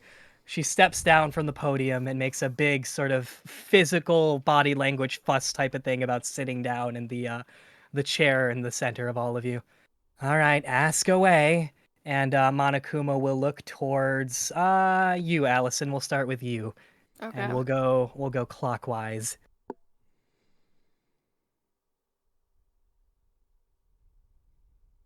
Why are you lying so much? Well, you know what? I don't want to start.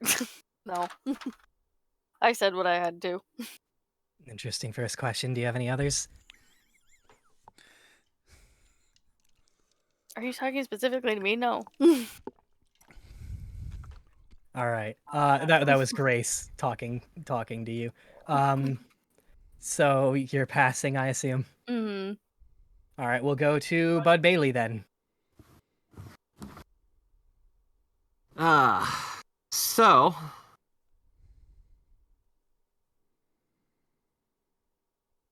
one second. I had a thought.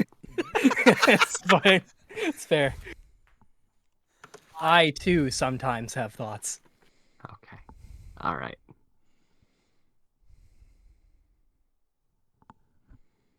So, what reasoning specifically do you have for voting against the ejection? If she and us were all going to die anyway as a result of it. Well, I just don't want to be the direct cause of anybody's death. You wouldn't be the direct cause, it'd be the person ejecting. Look, I just want to save everyone that I can. That's all. If you want to save everyone that you can, wouldn't ejecting her make the most sense if there was no way to get her out otherwise? Otherwise, you're just damning everyone. I just don't like making excuses to kill anybody, even if it is only one person. I thought that if we all put our heads together, we could come up with a solution, and I did not want to give anybody a viable out to shirk that duty, which we all have. Or had, I guess. So had it come down right to the end, would you be for or against ejecting her? Worst case scenario, I guess if there was absolutely nothing we could do, and we had tried everything, I guess if there was 3 seconds left on the clock and the timer, I guess I would probably push the button. But I didn't want to give anybody an excuse to push that button earlier. It would have been so easy for us just to say, well, better her than us.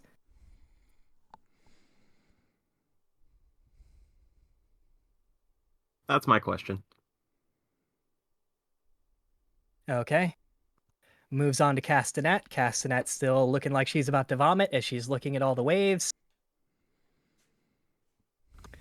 Moving on to Officer Rush. So, Allison said something about you lying, but I'm not quite sure I really understand what she's talking about. And, Grace will shrug. So, I guess without any more detail as to that, I can't really say one way or the other whether or not you're guilty or innocent. I would need a full detailed argument before I make any assumptions, and I don't really have the resources to ask you anything that you could really, willingly tell me.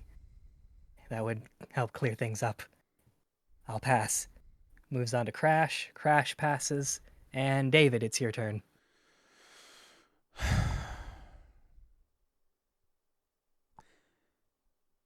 Grace. We're Yeah, friends, right?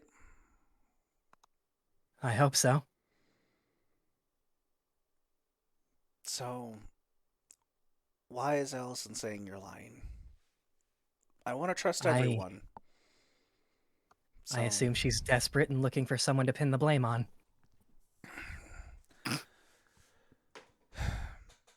I want to trust you, but as stated earlier, you are one of the only you and Fantasia are kind of the only people that we haven't given clear alibis for, as much as I want to trust you.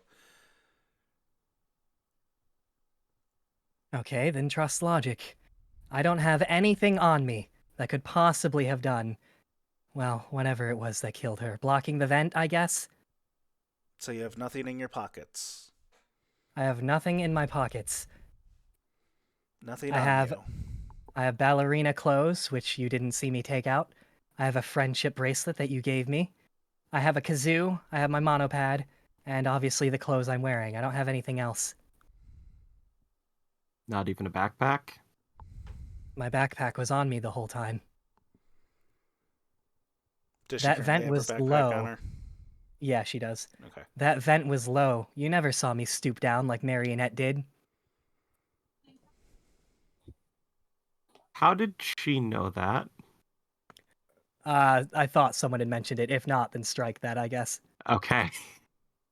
Just I thought curious. no, someone had mentioned it earlier. I don't know who it was. Marionette, I think, said it. She said that she had leaned her back against Okay. the wall while sitting down. I don't know. You'd have to double check me though, because I was just nervous there. Yeah, no, no. I think if anything, it may have come from me retelling stuff that Nick said Okay. of things I would have saw. Okay. One of the two, yeah. Yeah. I want to trust you, but I also can't take any person's accusations lightly in this situation, especially when we only have two suspects. It wasn't much of an accusation, if you ask me. She said I'm lying and then clammed up about it. Well, you are true with that. Tell me, do you like attention?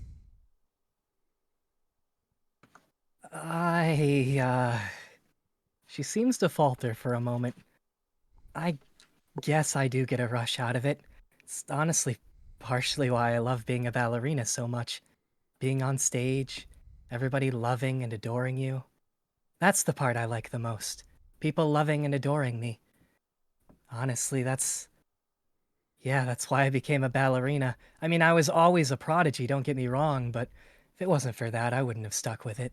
It was a lot of hard work. So if you weren't getting attention, how would that make you feel? Make me feel like you're not my friend anymore. And she seems to be pretty upset with your line of questioning. I get that. No further questions. You can tell that you're oh god, what's the video games where it's like the choice and it's like they will remember this. Telltale Games series. Yeah, Telltale Games series. Oh, Grace will remember this. She should note that I have a very sad, somber look on my face this entire time asking these questions because I want to believe her, and it's why I'm asking these questions. That's fair. So if that's you're done with your questions, right? So on to Fantasia. Okay. Fantasia will pipe up. So let's just do a little thought experiment here. Let's assume it is her, and if that is the case, she did block the vent. I'd really like to know how. She's certainly not lying that she doesn't seem to have used her backpack or anything. I'm assuming, otherwise it would have been obvious. Was there perhaps a less obvious way she could have accomplished the deed, so to speak? I can't really think of anything. And like she said, she did, at least I'm assuming not lying because David hasn't said anything, but it seems like she kept her backpack on her at all times. And Monokuma will pipe up, "That doesn't really sound like a question for Grace, Fantasia." And Fantasia will sort of absentmindedly go, "Oh, yeah, sorry, never mind. Pass, I guess." And it will go on to Harshman. And Harshman will begin speaking. "So, just out of curiosity, I suppose you said you were a prodigy at being a ballerina. I assume you've been studying since childhood?" And Grace will pipe up, "Yeah, if you want to be any good at being a ballerina, you have to pretty much start as soon as possible." And Grace will go, or Harshman will go, noted, for future endeavors. And no more further questions. It will pass then to Howitzer. Howitzer will say pass. And Ian, it's your turn.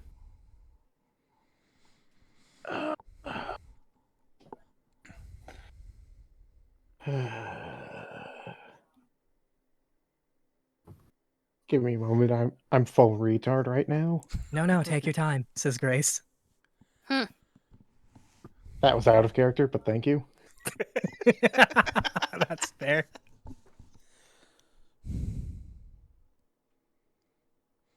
All right, then Grace doesn't say take your time. She's very impatient now. Why the fuck isn't this man asking me a question? Because I'm currently panicked at the fact that I'm probably going to die tonight. No, not tonight. Maybe tomorrow. Well, while Ian is kind of looking panicked and trying to come up, I take 2 little figurines out and put them in front of me, and I just stare at them. Oh no, is it Fantasia and Grace? Yep. Oh no. That's how you know shit gets serious, when the figurines come out. When the minis come onto the field.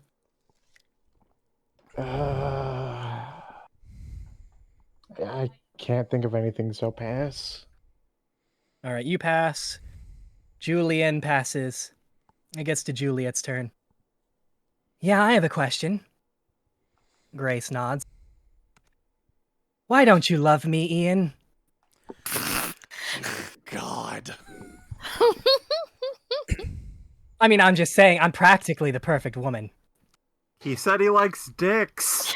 I can change his mind. Oh, honey, no, you can't. This isn't over, she points at you. Say what you want.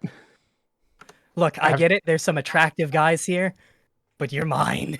Look, after my time in the MILF, I know what I want. This discussion isn't over. Pass. Magnus passes. Pretty much everybody else passes, and that's the end of the first hot seat. Monokuma will speak up. "All right, well, if nobody has any further questions, I believe Fantasia was next."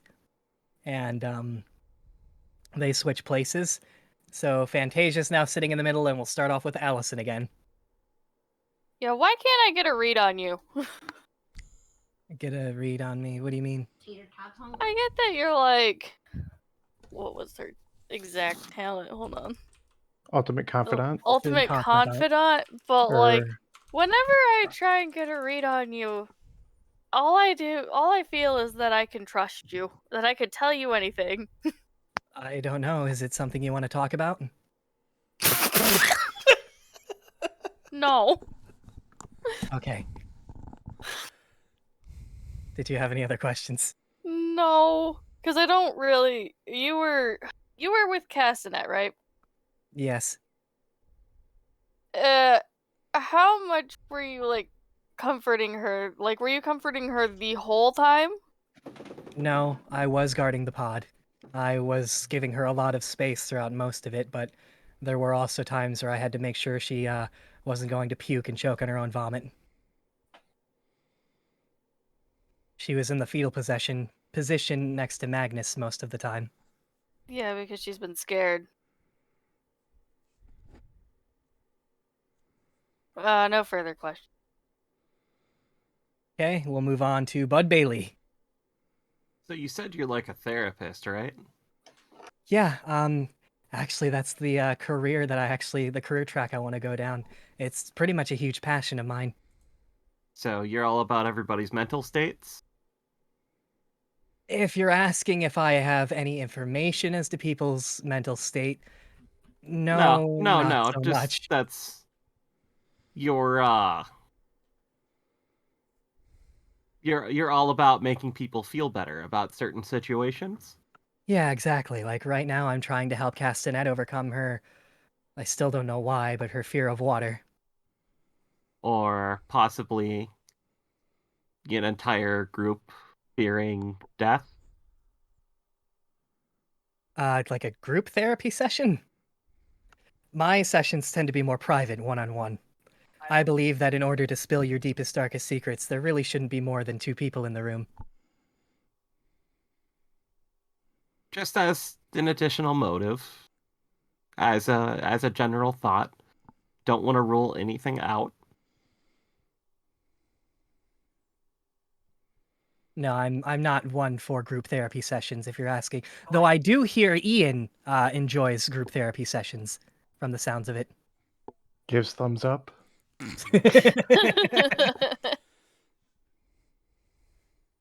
All right. I think that's it.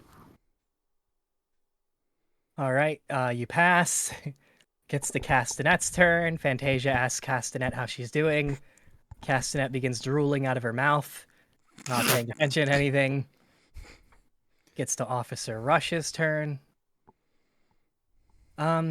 Just out of curiosity, do you have anything in your backpack? Fantasia will take her backpack off her. She will unzip it. It is very, very sparse. There is a friendship bracelet, a large pack of her favorite bubblegum, her monopad, and a blank notebook. Not even a pencil, just a notebook. And Officer Rush will say, all right, well, no further questions. And with that, we'll go to Crash. Crash passes, and then we'll go to David. DM question. During the time that I was in the room with her, did she ever pull out bubblegum? Yeah, you would have seen her pull out bubblegum. Did I ever see her throw it away? No, you did not. But how do I phrase this?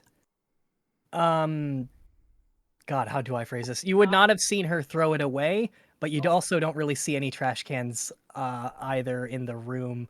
I guess if you would have seen her in passing, you probably would know that sometimes she just straight up swallows it. Okay. I should rephrase, I know, but I'm not going to. Wow. Fantasia. Her and my character have something in common. Oh, God.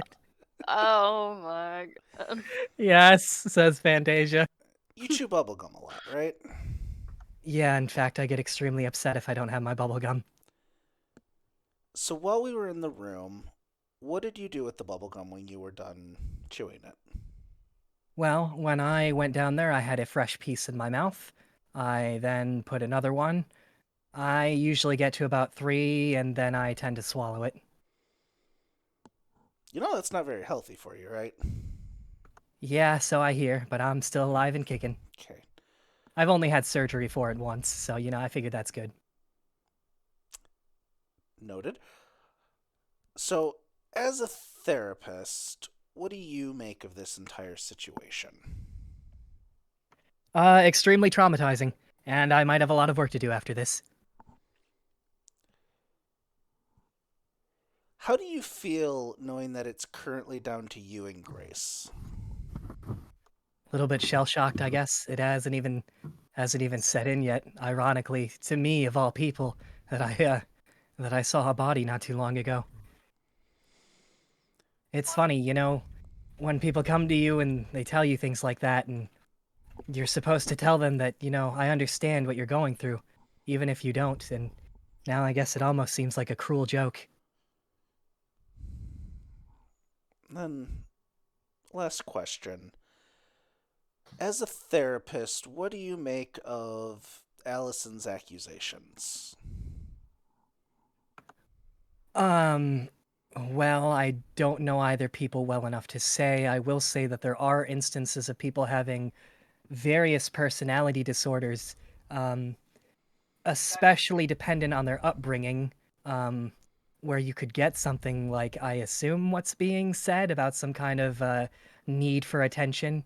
Um, it's typically something that occurs during childhood and people grow out of eventually, but sometimes things don't exactly go the way they're supposed to, obviously. So I can tell you it's within the realm of possibility for someone to be um, so, I guess, mentally compromised that they could come out with something like that that would probably be enough to pose a danger to themselves or others. I guess the simplest way to put it is people are crazy, and I can't really tell you anything else. But I can't really make that assumption for anybody without having a sit down with them. Understood. No further questions. Okay. It will get to Grace's turn. Grace will seem like she wants to ask something, but decides against it, so she passes. Gets all the way. Ian, you were questioning Grace. You haven't questioned Fantasia yet, right? Yes. Okay, yeah. So your turn.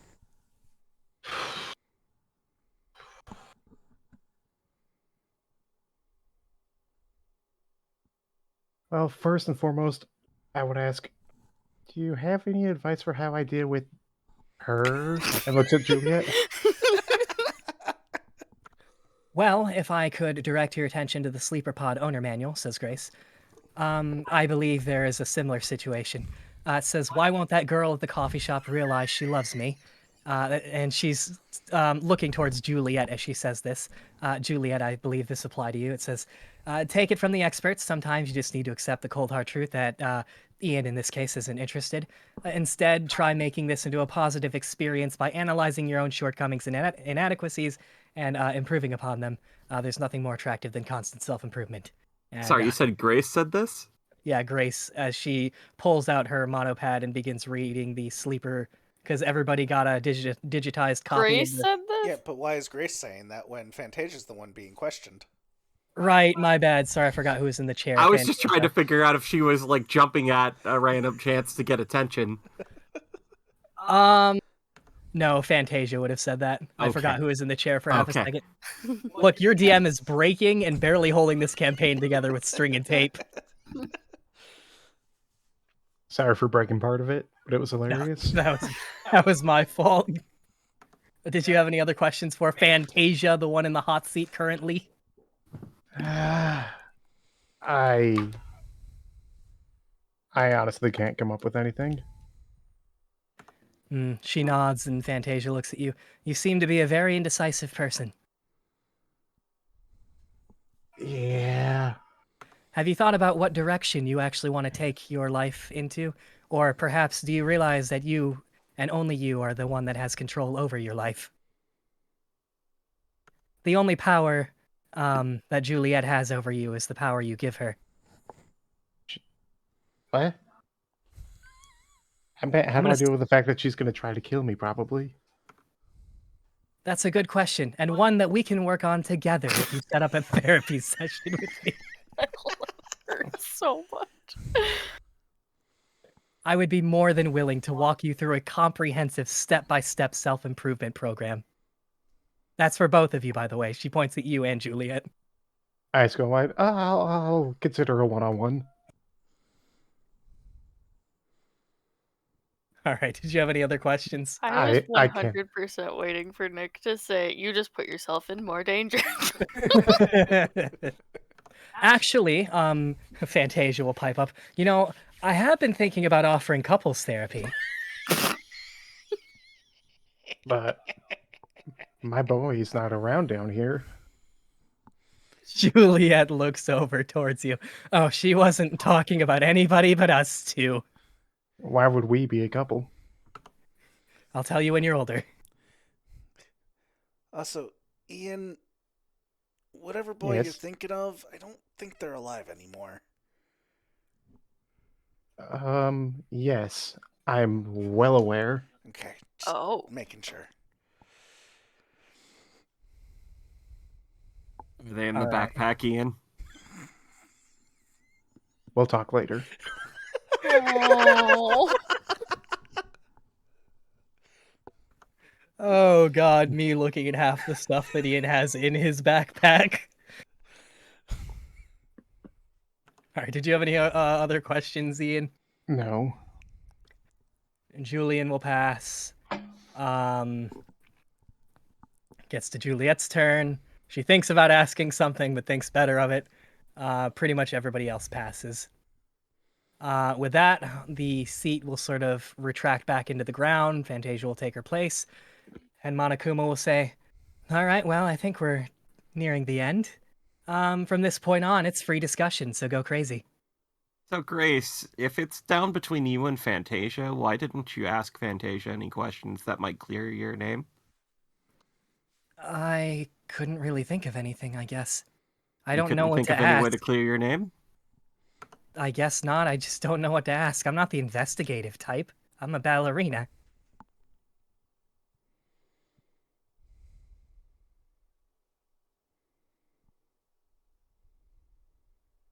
Monokuma? Yeah. David asked about bubblegum. Would bubblegum be enough to clog up a vent without leaving a trace? Monokuma will think for a minute. If you covered the entire vent, I guess. But But spitting in it wouldn't do anything? spitting one piece of gum into the vent would probably not cut off the entire oxygen What supply, about no. 3? No. Again, the entire oxygen supply, no. I mean, it is a small vent, don't get me wrong, but no, a few pieces of bubblegum probably wouldn't do it. And A covering whole would have left pack the and you might residue. get something.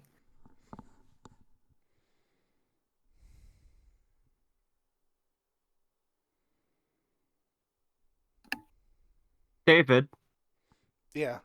you said you and Grace were cleaning before? Yeah, before the whole place shook early this morning. Did she have a cleaning rag on her when you guys left that morning? Did she? When you guys left, like right before the place started shaking and all that stuff happened? Well, after shaking and when we went down to figure out what happened. No. No, she didn't. We were still kind of trying to recover from her getting bleach in her eyes, which is why we were late to the whole meeting.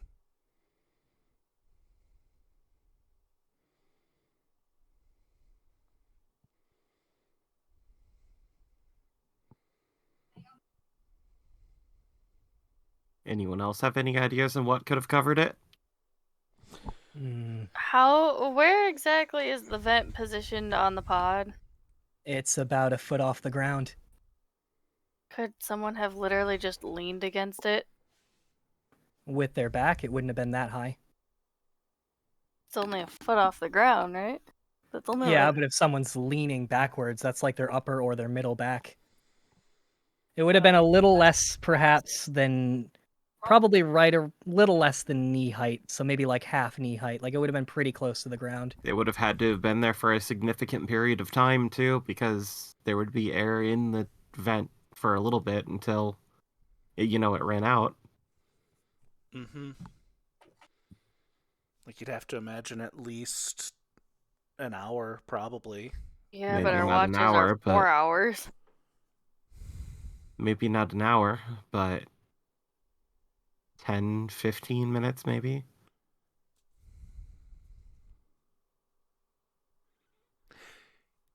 Does the manual state how much oxygen that it keeps inside it? If you look, it doesn't really seem to have any sort of oxygen storing system, just the channels that the oxygen flows through. So you could probably come to the conclusion that at most, and I mean at absolute most, an hour of coverage would probably more than do it to off somebody. There's just there's the vent, which is a small vent, but it's connected to two really smaller sort of channels that spread throughout the door and go up. So yeah, it doesn't have like any sort of oxygen tank or anything like that. I think the thing that I'm struggling with here is we looked at the vent and it didn't look like it was really disturbed. Marionette will pipe in. Well, I mean, if someone touched it, I don't really think we'd notice, but nobody was certainly banging around or anything like that.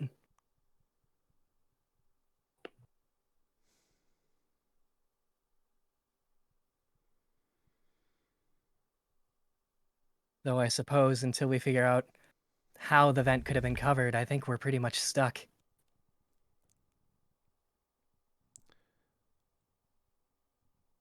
So what does everyone have on them? Yeah, what's everybody wearing? You want like a list of everybody's inventory? No, what's everybody wearing? Everybody wearing? What outfit differences do people have? A lot of them have a lot of people have like Specifically the two in question. If they have anything different than the rest of us. Fantasia has a pink hoodie and black pants currently. David, you would have noticed that she didn't take the hoodie off. Grace has street clothes at the moment, which again, you notice she didn't take anything off for that whole time. Now they're still wearing the exact same thing they did in their watch, and they didn't take anything off that I noticed. So that means it wasn't clothes. What else could it have been? That vent is kind of small. Was it a bag? I don't think so. The only person who put their bag up against it was me, and I had the truth serum. Marionette, Yeah. why did you need my bag that day? Well, as I told you, I had something important that the weight of the world was hanging in the balance, and I needed you to keep something safe. Okay. And I I'm gonna assume go nobody through got my it. backpack really quick and just make sure. Yeah, nothing would be Every- out of place except the one thing you already know about.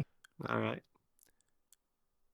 Bud, since we now know that was your backpack and your serum, is it possible that that serum wouldn't allow her to tell the truth if she didn't know she killed somebody? Well, I mean, you can't gain knowledge that you don't know. Because I'm wondering if she put the bag down and it cut off the oxygen without her knowing. And it's more of an accidental murder. I don't think I wasn't up against it that long. And in fact, I kept shifting my weight. In fact, I don't really think I blocked the stupid vent. They couldn't have been me.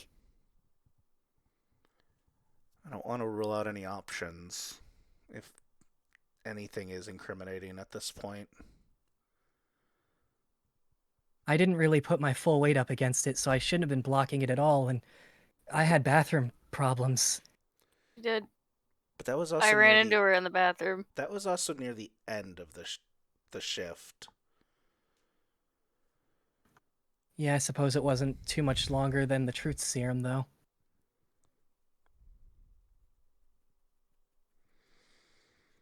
Hmm.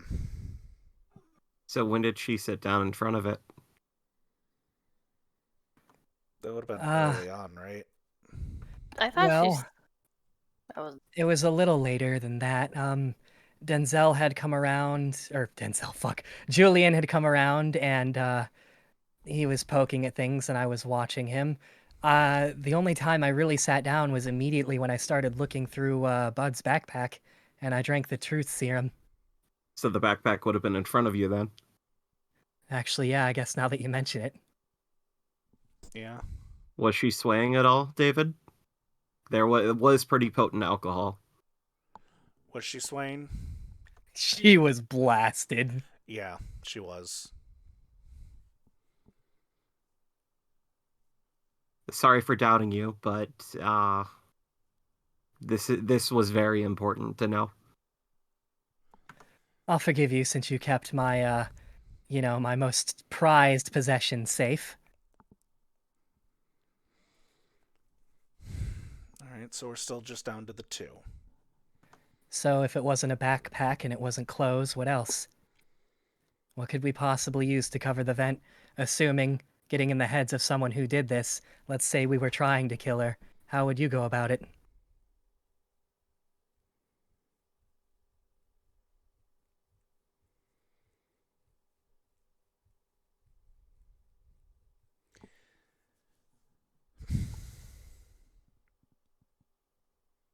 Does the vent go down, up? How strong is the suction? Would you be able to put like liquid or dust in there to choke somebody, or I was just about to ask, like, would it have been able to tell, like, if it was just blocked or if something was maybe poured in there? I assume someone would have looked inside. You would not have seen any traces of liquid yeah, or I was anything trying. like I was that. trying to look to see if it was messed with. So Yeah. Okay, so blockages. It is a small vent. How small exactly? Oh, I don't know. You could probably block it with your hand, to be honest. I mean, I guess Or it's a a little foot? low. Or a foot. Marionette's face will sort of light up a little bit. I suppose that is possible, isn't it? DM Sama. Yep. I would like to try and recall my exact memory of how both Fantasia and Grace were sitting in front of the vent. If at any time they would have had their hand or foot near the vent or on it. Well, Fantasia would have been leaning with her back against it. You would know, because you hang out with Grace quite often, that she has a certain pose she likes to get into pretty much every time you see her. And that poses. She leans with her back up against the wall and her foot up against the wall as well.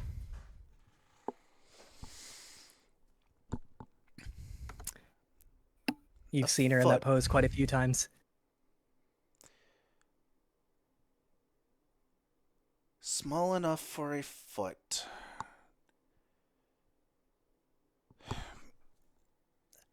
Would it be small enough as I look towards Grace for your foot to cover it, Grace? I mean, I guess anybody's foot probably could have done it. Because you have a particular pose that you like to be in when you're leaning against a wall. That doesn't prove anything. One where you're leaning against the wall with your foot against the wall that could have blocked the vent. if you do it all Fine. the time, it would have been pretty easy for David not to notice. Yeah. It's a very common pose she's in. Fine. Is that what you want to hear? You want to hear me say I did it? Fine. I did. And I did it for all of us. I didn't do it for me. We were all gonna die. Grace, I trusted you. I wanted this to be a group decision if we had to make it, so it was all on our conscience, not on just one person. I have nothing to say. And Grace will sort of look down. Marionette will pipe up. There is still one thing left, though. The peace sign. I know she could have done it before, but I actually had a funny thought. Officer Rush, you said you ran into her before, you said you ran into Choharu a little bit before you, put her back on ice. And Officer Rush will nod. And Marionette will say, you said she had some kind of diary and she was doing things. would you say it's possible for I assume I have a feeling she knew our talents, and I think I know what the peace signs were for. And Officer Rush will begin talking. Well, yeah. Honestly, you all knew each other before this, that much has been said already. It's possible, though a little unlikely, that she wasn't suffering the full effects of the amnesia. But it was only a year early, so it's kind of a tough call on that one. And Marionette will pipe up. Well, I could be wrong about this, but the irony is still funny. The peace signs, 2 fingers on each hand, 2, 2. She could have been trying to tell us who killed her. Of course, that would mean that she would have had to wake up, so it might just be a coincidence. But I still find the irony pretty funny. Oh, Magnus my would have fucking I lord. hate you so much right now. Magnus would have piped in. I doubt she woke up as she was being murdered. But sure, we can keep that in mind if you wish. And at this point, 1 second, I gotta find. I have so much crap posted up or up on my screen because people were asking about You inventories. rat bastard. I was waiting for the one thing that would give it away. At this point, 1 second, I gotta find in my notes here.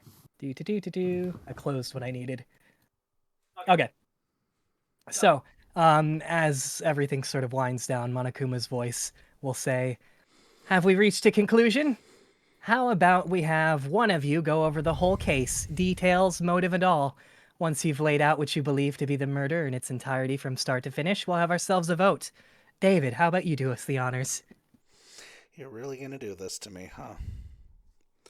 Unless you'd like me to pick someone else." So, it seems that this case is pretty cut and dry. Between the hours of 4 p.m. and 8 p.m., during the watch of Grace and Ian, as we were in the room, Grace had leaned up against the pod in her usual stance, where she put her foot up against the vent, blocking all oxygen going into the pod. She was probably like that for 15, 20, 30 minutes, who knows how long. Since she does it all the time, I couldn't tell. Blocking the oxygen, killing Choharu. And the motive, Monokuma asks. To be the center of attention and try and save us all. Save us all is a little bit of a stretch, Monokuma says. I think she was just upset that someone else was getting the attention that she thought she deserved. If she's the murderer. Anyways, it's time for all of you to vote, and the screens will pop up. The voting mechanisms descend from the ceiling. And if you all want to message me your votes, although I'm sure I know what they will be. Guilty. Guilty. Yeah, that's fair. You can type it in chat also. Yeah, I hate Grace.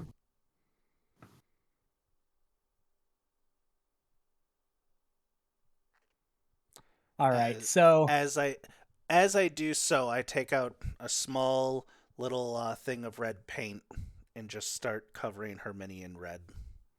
ooh, I like that. Okay, so before I go really any further, well, actually, I'll go a little bit into this first. So, as you guys all vote, God, I'm running out of stuff to drink. 1 second. Do you Okay, want your me to get DM. you some water? No, I'm good. Your DM is surviving. All right, so as the voting comes to a close, Monokuma's voice sort of cuts through the air. And ding, ding, ding! Congratulations, you got it. Before we move on with what happens next, I guess I will say this real quick. I do want to say a few things. Number one, this murder. Oops, I'm smacking my microphone. This murder was actually the only one that was planned out in advance, well in advance, before I even had like most of the story written, certainly before you guys started playing. The others will happen when they happen, and where they happen, but this one was always going to happen, if that makes sense. I was a little bit of a jerk and purposefully made a sort of I guess what's the word I'm looking for? Approachable character. Yeah, one who's like real frail and all that. With that being said, though, I do have something very important to say, and I'm only going to say this once, and you can take it how you want it. But as you already know, there are multiple possible endings to this story, so to speak, and there is a good ending. So take that how you will. And, maybe you can hope you'll see the people you lose again, if that's a possibility. But with that out of the way, there is one more thing we need to do real quick that will be happening at the end of every trial. The murdered person, well, their secrets stay buried to help reinforce that feeling of loss. You know, I could have made friends with that person, but, they got murdered. However, I really like this idea. The murderer gets all their secrets exposed. Whether or not this actually happens in canon story-wise is kind of up to you guys. These secrets don't really matter anymore. So I'm gonna go ahead and read all of Grace's 5 secrets before we actually get to the the conclusion. As soon as I find her freaking, I close all of these character sheets. Like I don't need them anymore, and unfortunately I do. Okay, here we go. So, David, you already know some of these. Mm-hmm.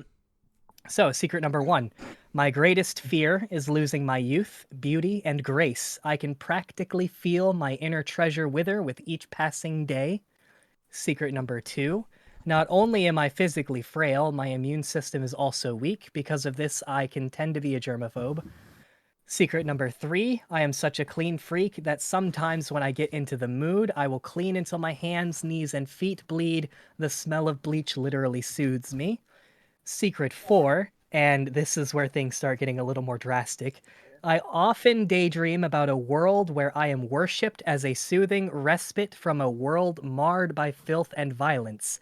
Basking in my presence should be akin to drinking the coolest water while stranded in the harshest desert. And secret number 5, I get violently jealous and upset when someone else is the center of attention. I am the idol to be worshipped and fretted over. No one else. Anybody looking to steal my spotlight can get crushed. So of course, make the secrets that it's impossible to get would give it away completely. Yeah, I did that on purpose. But my favorite part of her To be character fair, I sheet. caught that like because of my talent though, so Yeah. they weren't Yeah. impossible to get. Yeah, I try not to give too much away, but especially when you have someone who can tell whether the emotions are real or genuine, it's like I can't reasonably withhold too much of this, so I kind of had to let some things slip. It still wasn't obvious per se. But my favorite part of her character sheet is under flaws. It says flaws, please. No one else will get to see that, but I thought it was a nice touch.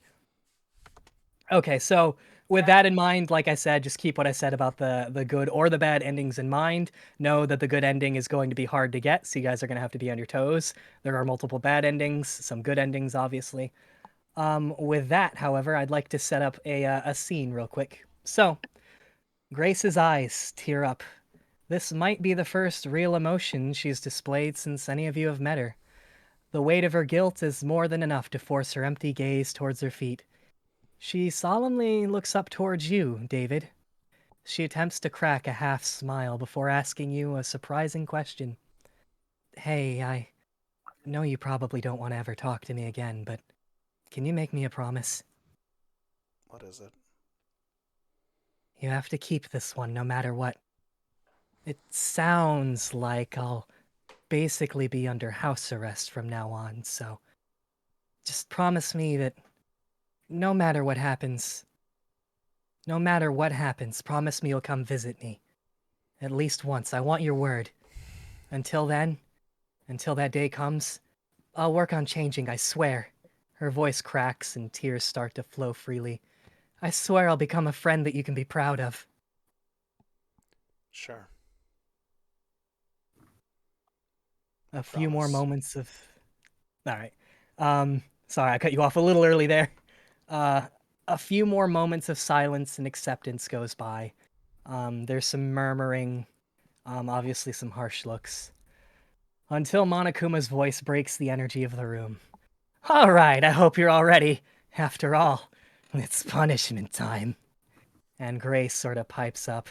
Yeah, I'll see myself to my room. I get the idea. Monokuma tilts his head. Hmm?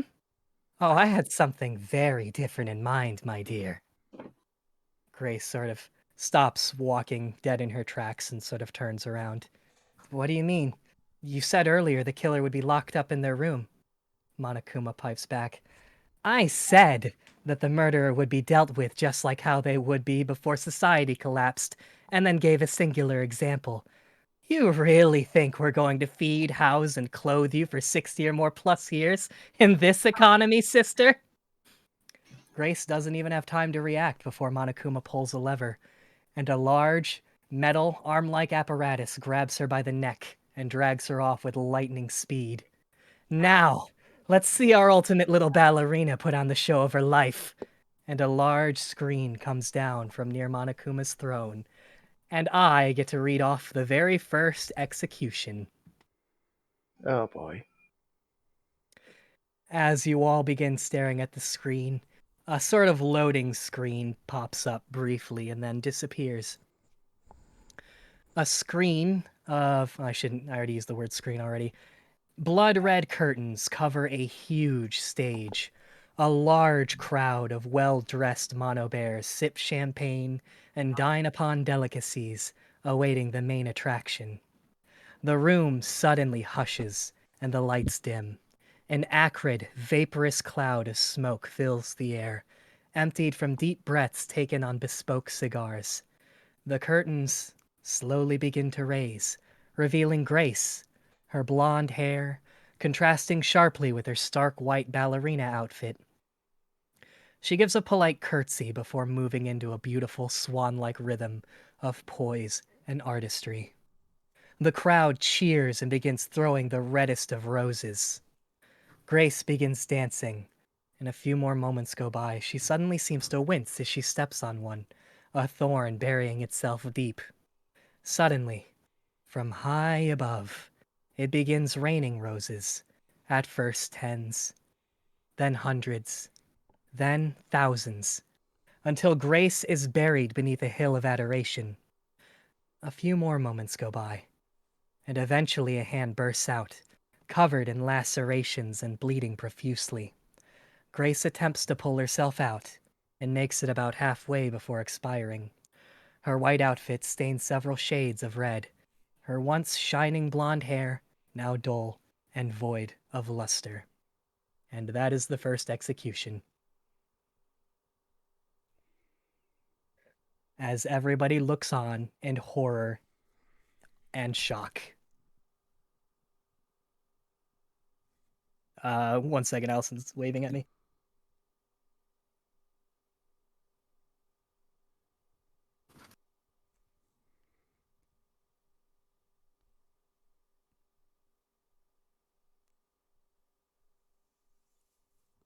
All right, I'm back. I hope you've all had time to process what you've just seen. Yeah. You're a sick fuck.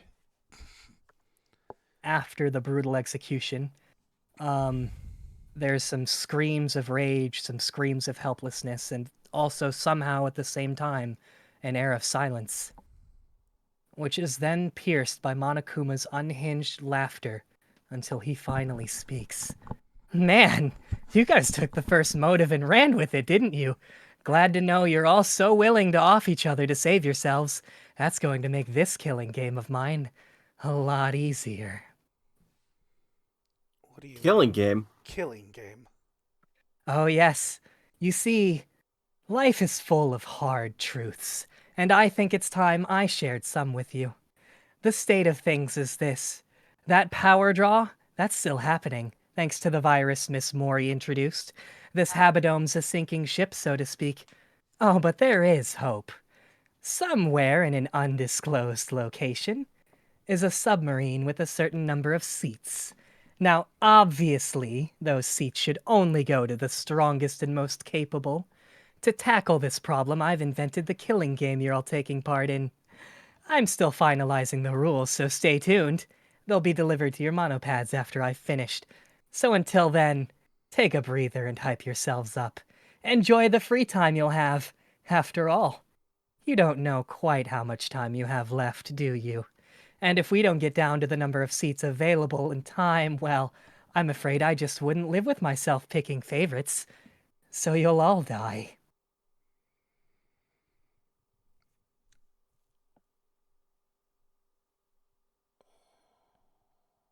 Well, it seems like you all have a lot to process, so, my family and I will see ourselves out. And Monokuma and family leave. I kind of collapse to sit on the floor. A couple people do the exact same. Yeah, I'd probably have a panic attack. I start crawling into the bag to get away from the world. That is fair, actually, entirely. Ian, I'm do you gonna have empty room my for flask. Do you have room for two? Yeah, sure, come on in. I crawl in with them. You have room for 3? Juliet pipes up. No. You can't blame a girl for trying. Juliet, by the way, Yeah. try a strap on. You see a large smile come over her face. I start considering it. Okay. Howitzer, however, will pipe up. Is this really the time for this right now? Look, Howitzer, we have time to process. I'm sorry, just- Howitzer. Obviously, I'm an escapist. That's fair, I'll give you that. Howitzer, we're still bunking up tonight, right? Yeah, fine, whatever. All right. I don't think we're coming out of this bag. You want to just carry us up there? It's not that heavy. I can try. Sweet. Officer Rush will, your DM's dying. Officer Rush will, break the silence next. Actually, it's been a while. Do you guys want a quick break real quick? Because what we're getting into now is actually the epilogue. So we'll have the epilogue and then we can have a discussion of things afterwards as the itinerary. I could use like a 2-minute break. All right, yeah, it's probably a good spot for a break, process everything and come back and we'll continue and finish the epilogue after we come back. So, BRB. All right, stream. We'll be back in a moment.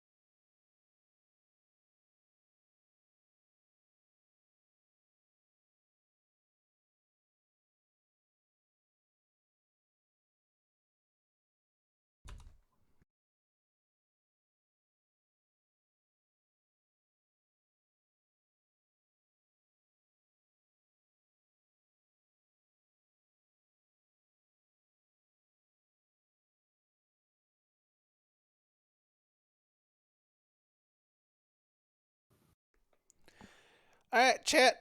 We're back.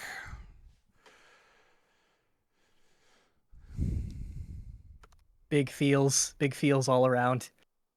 That was kind of my goal, though. I wanted to make it so that every trial hurt really bad. So, David, you paid your dues. You're good for a while. It's the others that should be. It's the others that should be worried.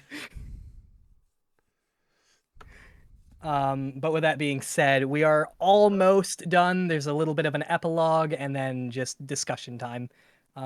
So we'll continue with the epilogue.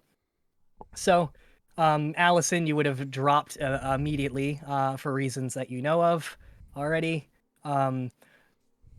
Everybody seems to be in a pretty, how do I phrase this? Pretty intense state of grief. And there's, some crying, some yelling, etc., etc. Anger, a whole mix of emotions. And the one that will break the silent, well, not the silence, but the air, so to speak, is Officer Rush. I had no idea about this so-called planned killing game.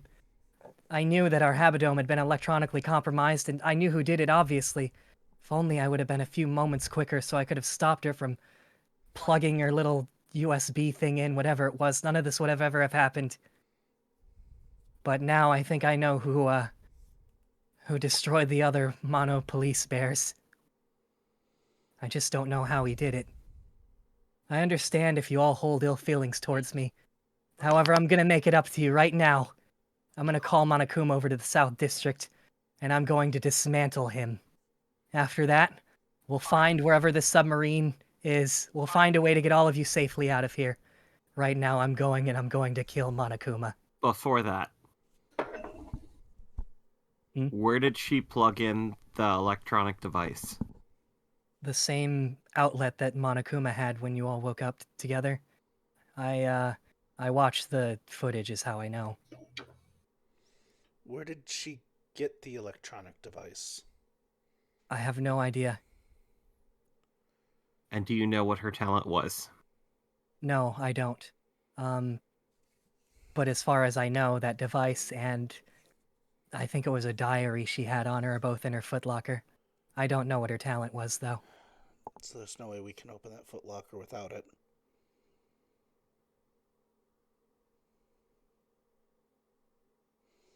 Wait, David, how are you in that conversation if we're both inside the bag? Echoes. Look, you can hear things from inside the bag. It's fine. Listen, the bag's not closed. We're just inside the Just bag. both of their heads popping out of the bag. We're currently leaning over the entrance foyer to get out the bag. Yeah.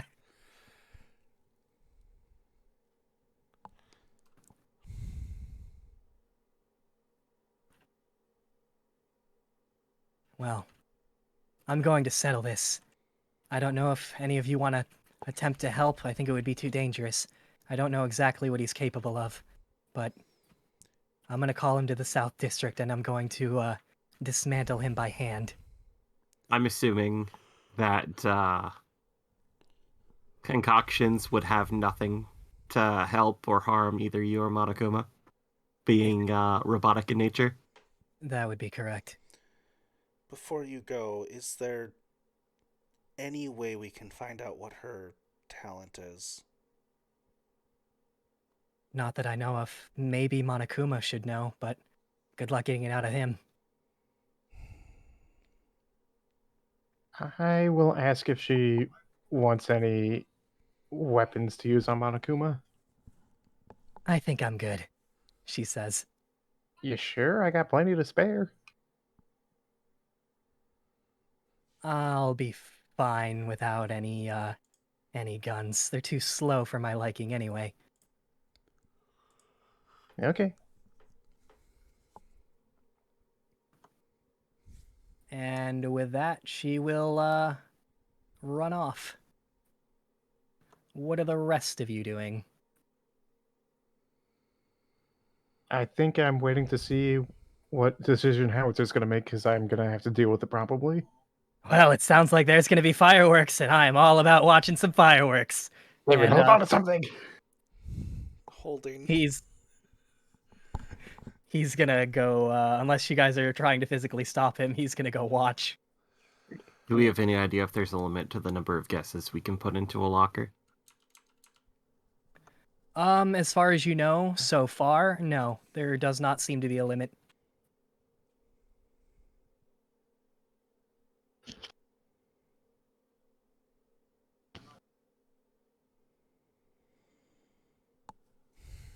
Marionette will have to experiment with one of our lockers later and see if we lock ourselves out after a number of attempts so we have an idea of what we're getting into. Marionette will nod. I pop my head out again. Magnus, any way of Yeah. hacking the locker? I can certainly look into it, but I'm a scientist, not a hacker. But I'll see what I can do. Well, you were doing I'll, pretty I'll good with poke the my pod, head. so I'll poke my head out and say, I have power tools if it comes down to it. I depends on what it's made out of. See if I can use them. I feel our answers are going to lie in whatever is in there.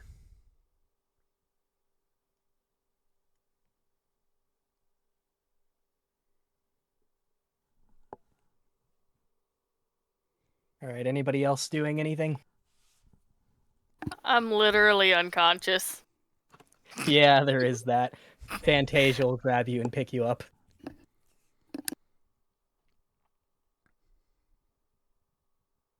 All right, then I assume David and I are going on Howitzer's journey. Apparently, seeing as he has the bag. All right.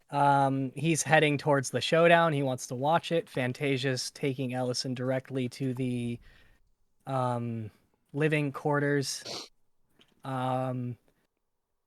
David and Ian are along for the ride. Where are you going, Sean? I'm gonna go down to my locker and I'm gonna put in incorrect information into my locker 100 or 200 times and see if anything happens. Okay. All right. So it sounds like you have to go the same way then, because to get there you have to go through the South District. Could it be more or less drunk dialing into it? Oh God. All right. So you guys all sort of swarm the elevator. David and Ian, you guys are taken to the South District. Are you guys actually paying attention to what happens or no? Because if not, then I won't read off what If happens. I'm there, I'm Yes. paying attention. Okay. Bud, you would also be going that way. Would you stop to watch real quick, or would you I'm just assuming ignore it? I know what happens, but yeah. Okay. All right. So if you guys are watching what happens, then I will read this then. So as about half the group gets down, as you all approach, you're in the South District, and you come across two bears standing opposite each other. And Monokuma speaks up.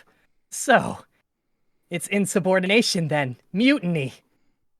Officer Rush wastes no time with words. Instead, she gets down into a runner's position, and the small thrusters in both of her legs flare violently. Before she launches herself at full speed towards Monokuma, her small body rockets away with such velocity that she becomes a blur, near impossible to see, circling around and darting in every direction, before jumping high and attempting to drop a powerful kick onto her opponent. What happens next, and this is why I had to ask about you in particular, Bud, it looks familiar to one of you for some reason. One of Monokuma's arms seems to twitch violently before rapidly expanding in size to meet the oncoming blow. Which looks quite familiar to you, Bud. The Yep. ground craters beneath the two of them, kicking up a violent cloud of debris.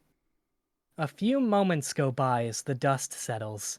Officer Rush attempts to back up, seemingly mortified at seeing Monokuma use the talent her comrade had. She isn't quick enough, as a single large paw grabs her and slowly begins to crush the life from her body. And if none of you attempt to do anything, she becomes completely crushed and the mangled mess is dropped to the ground. Yeah, I ain't fucking with that. Nope. Nope. I'm I just a was simple told DM. specifically by her that I wouldn't normally have a chance against that, so why would I? Fair.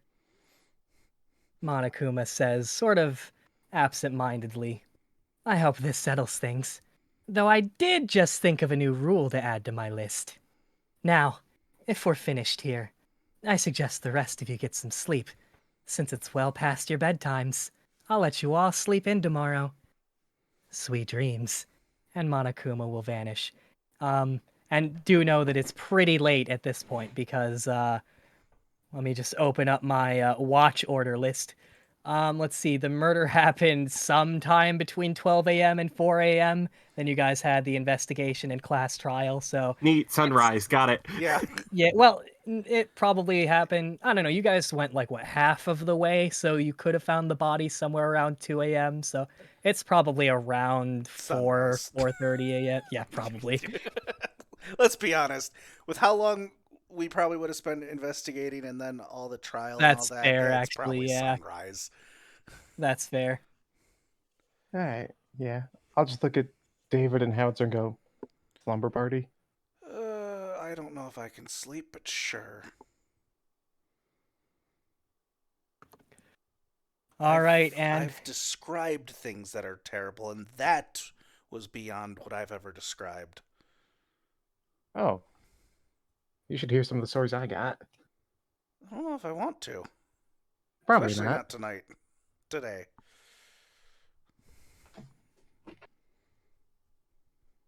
all right, and with that, I assume everybody begins after seeing that the sun is rising, begins heading back to the living quarters. Then, did you still want to run down there and mess with the lockers, Bud? Although it might take you a little bit. Yeah, it's fine. I'll pass out down there at some point, I'm sure. All right, you and Marionette will run down there. Oh, she followed me. That's nice of her. Yeah, she would have. You would have tempted. As far as you can tell, there does not seem to be a limit. You would have passed out. Marionette would have attempted to drag you back to your room. Let's find out if she actually does. She'll roll, I'd say, what? You're I'm a a little pretty bit. big guy. Yeah, she's gonna roll. Whoops. She's gonna roll 3 dice and take the lowest. I am such an idiot. That was not what I wanted to do. Let me try that again. 1, 2, and 3. There we go. She fucking does it somehow. Don't ask me how. Why can't I roll like that normally? She manages to drag you to your room. She gets pretty fed up by the time she gets you to your room, so she leaves you leaning up against your door. She doesn't even put you in the room. You're just in the hallway. Allison Fantasia would have taken you to your room. Would have used your monopad to unlock the door and set you on your bed. She doesn't leave you out in the hallway. She's a good friend. And yeah, that's Look, I fucking get it. I'm heavy. she carried you a ways. Yeah, she sure fucking did. The rest of you obviously make it back to your respective dorms. Is there anything anybody wanted to do real quick at the crack of dawn before we end game? Because that is chapter 1 done. Nope. I'm in a bag. That you are. Is it really a bag, though? Or is it a sack? No, it's a bag. Can make that real clear. It's a bag. Welcome to Knapsack Fontardis. And I'm out of the bag. Oh, God. All right, I guess it's just you and Howitzer then, Ian. Howitzer, inside or outside the bag? Always inside. All right, what floor do you want to be on? What? Look, we need to make one thing clear. Top. So, Yeah. that's not what I was talking about, but okay. I was being literal.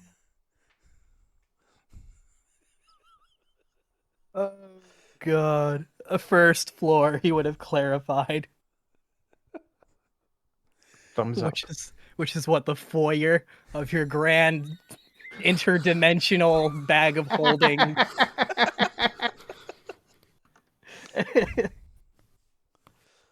All right, but that does bring chapter 1 to a close. So with that, I hope you guys had fun. It was a lot of work, and that was only chapter 1, unfortunately. But I hope it you're ready does. for chapter 2 in a month. Yeah, exactly. I'm still impressed that nobody asked why I had truth serum. Yeah, I don't think anybody still knows what your talent is, technically. Nope. He's made it the entirety of chapter 1. Through drunk willpower. We found out Juliet's talent before his. Yeah. I am terrified. You probably should be. It'll probably make itself clear pretty soon. Yeah, I have work to do. I'll be honest, Ian. After I learned her first secret, I was noping right out of there. Look, I just thought you needed a friend. She wants more than a friend. She needs a whole different kind of friend. No. Well, no, she needs a pet. Yeah. And not the kind I gave her. Jesus. But no, ultimately, chapter 1, good. Very good. All right. Yeah, like I said, that's a lot of writing. I'm not looking forward to chapter 2, chapter 3, chapter That's 4, a shame, chapter 5. because we all are. Yeah, Yeah, we we're all all are. looking forward to it.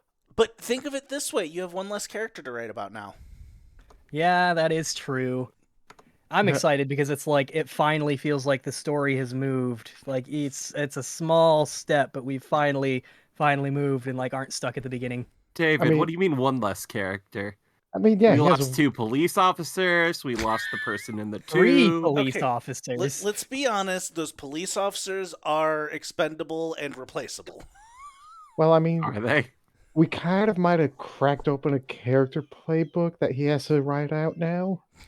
My bad. Oh, you're talking about the Juliet thing?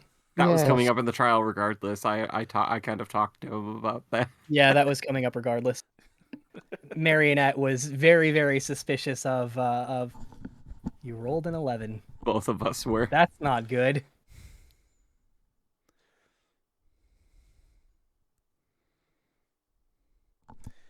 I Yeah. can't see what they are at the bottom. I think because you switched the background. Oh no. So I was just clicking. Ian, why? Ian, that's not good. That does not bode well, Ian. Let me show you how to do it. Let a pro show you how to do it. Please roll a 1. Please roll a 1. Yes. Oh my fucking god. Mess with my own luck. Is that how you do it, Bud Bailey? Is that how you roll in that one? No. Let me show you all Please how roll it's a 1. done. Please No, there's roll a no 1. fucking way. 90. Now I'm gonna roll for garbage later. Bud Bailey suddenly discovers the direction David, of this my is how affection. Coendithus can roll nat 20s. Literally, fuck off. God, that's funny. Yeah. No, during this entire session, it was actually really hard for me because as the real person, David, I had my suspicions on Grace, but as in character David, I was like, no, she couldn't be. Yeah, there were several points in the story where it was like I would be talking calmly, but internally I was screaming. Like anytime Ian was interacting with fucking Juliet, I was like screaming in my head. There was a couple points where it was like, no, oh no, that's not gonna end well.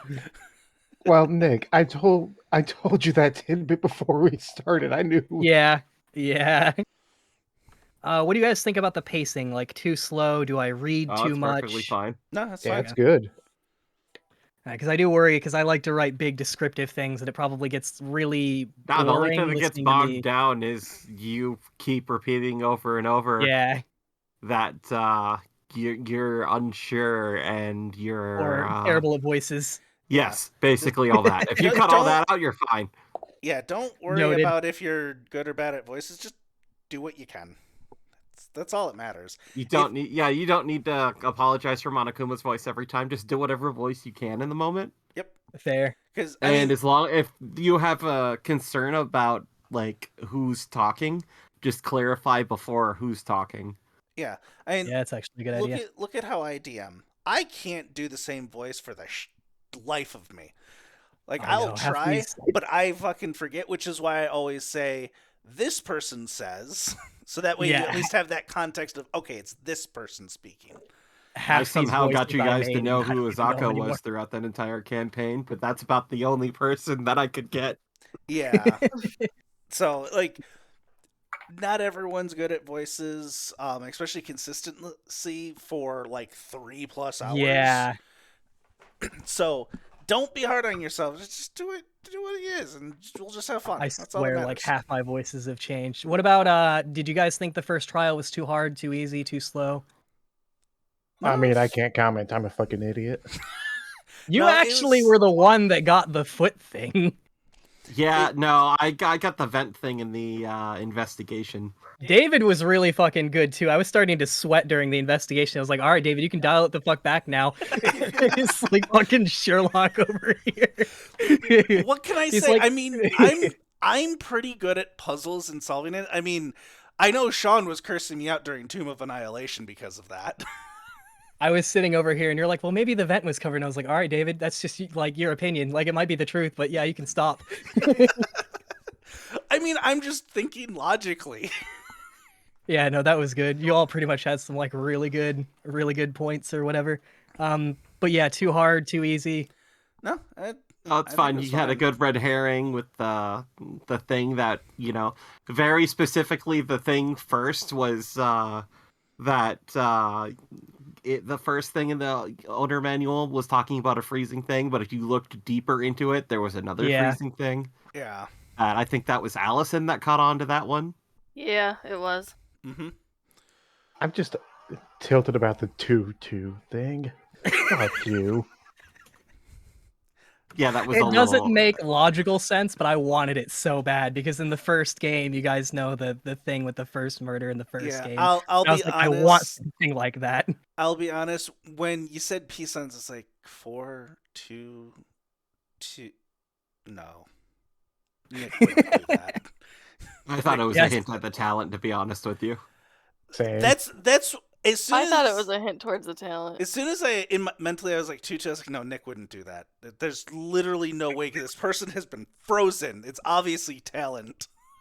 So I just cast it aside. Logically, it doesn't make sense for her to be able to do that, but I was like, I need it. I Yeah, want this. I don't That's care. why I couldn't latch onto it, because logically it didn't make sense. Yeah. Yeah, no, Listen, she it probably depends on wouldn't what have her been. ultimate was. She probably wouldn't have been alive at the time she was being murdered, but you know, it's like I have to write this. I'm in sorry, what? somehow. Wait, Hold what? on. Oh, hold on. Wait, She wait. probably wouldn't have been alive at the time she was being murdered. Oh no, I misphrased that. She wouldn't have been awake. I meant not alive. I meant awake. I said alive. Don't read into Uh-huh. I mean, it very possibly could have been like that. Uh, Sometimes when you can't breathe, your body tries to force you. Yeah. Though, you know, sometimes it just shuts things No, down. I was but- trying to think. I was like, would she regain consciousness? I mean, don't at- know. We're gonna roll with it. I mean, like at scientifically speaking. how cold that was? No. Yeah, that's what I was thinking. I was like, probably not, but it'll be funny. And if they don't get it, that's fine. I'll ruin my own stupid joke that doesn't make sense. That's fine. Nick. Oh, our cat's going crazy. That's funny. Anything else you want to say, Nick, before we end stream? Nope. I think I'm all set. All right. She bit my foot. Well, Poor as cat's Allison gonna get be annoying. attacked by a cat, chat, thank you for joining us. I hope you guys enjoyed the first chapter, as Nick now has a month to make sure he's ready for chapter 2. As Oh God, help me. us players aren't sure what's going to happen. It's glorious. Murder. Murder's gonna happen. Murder! But probably not next session. Usually there's some filler. I don't We'll know. see how angry I get. I think Ian's in trouble. I think Ian's in trouble also. Ian has a plan. So again, thank you for joining us.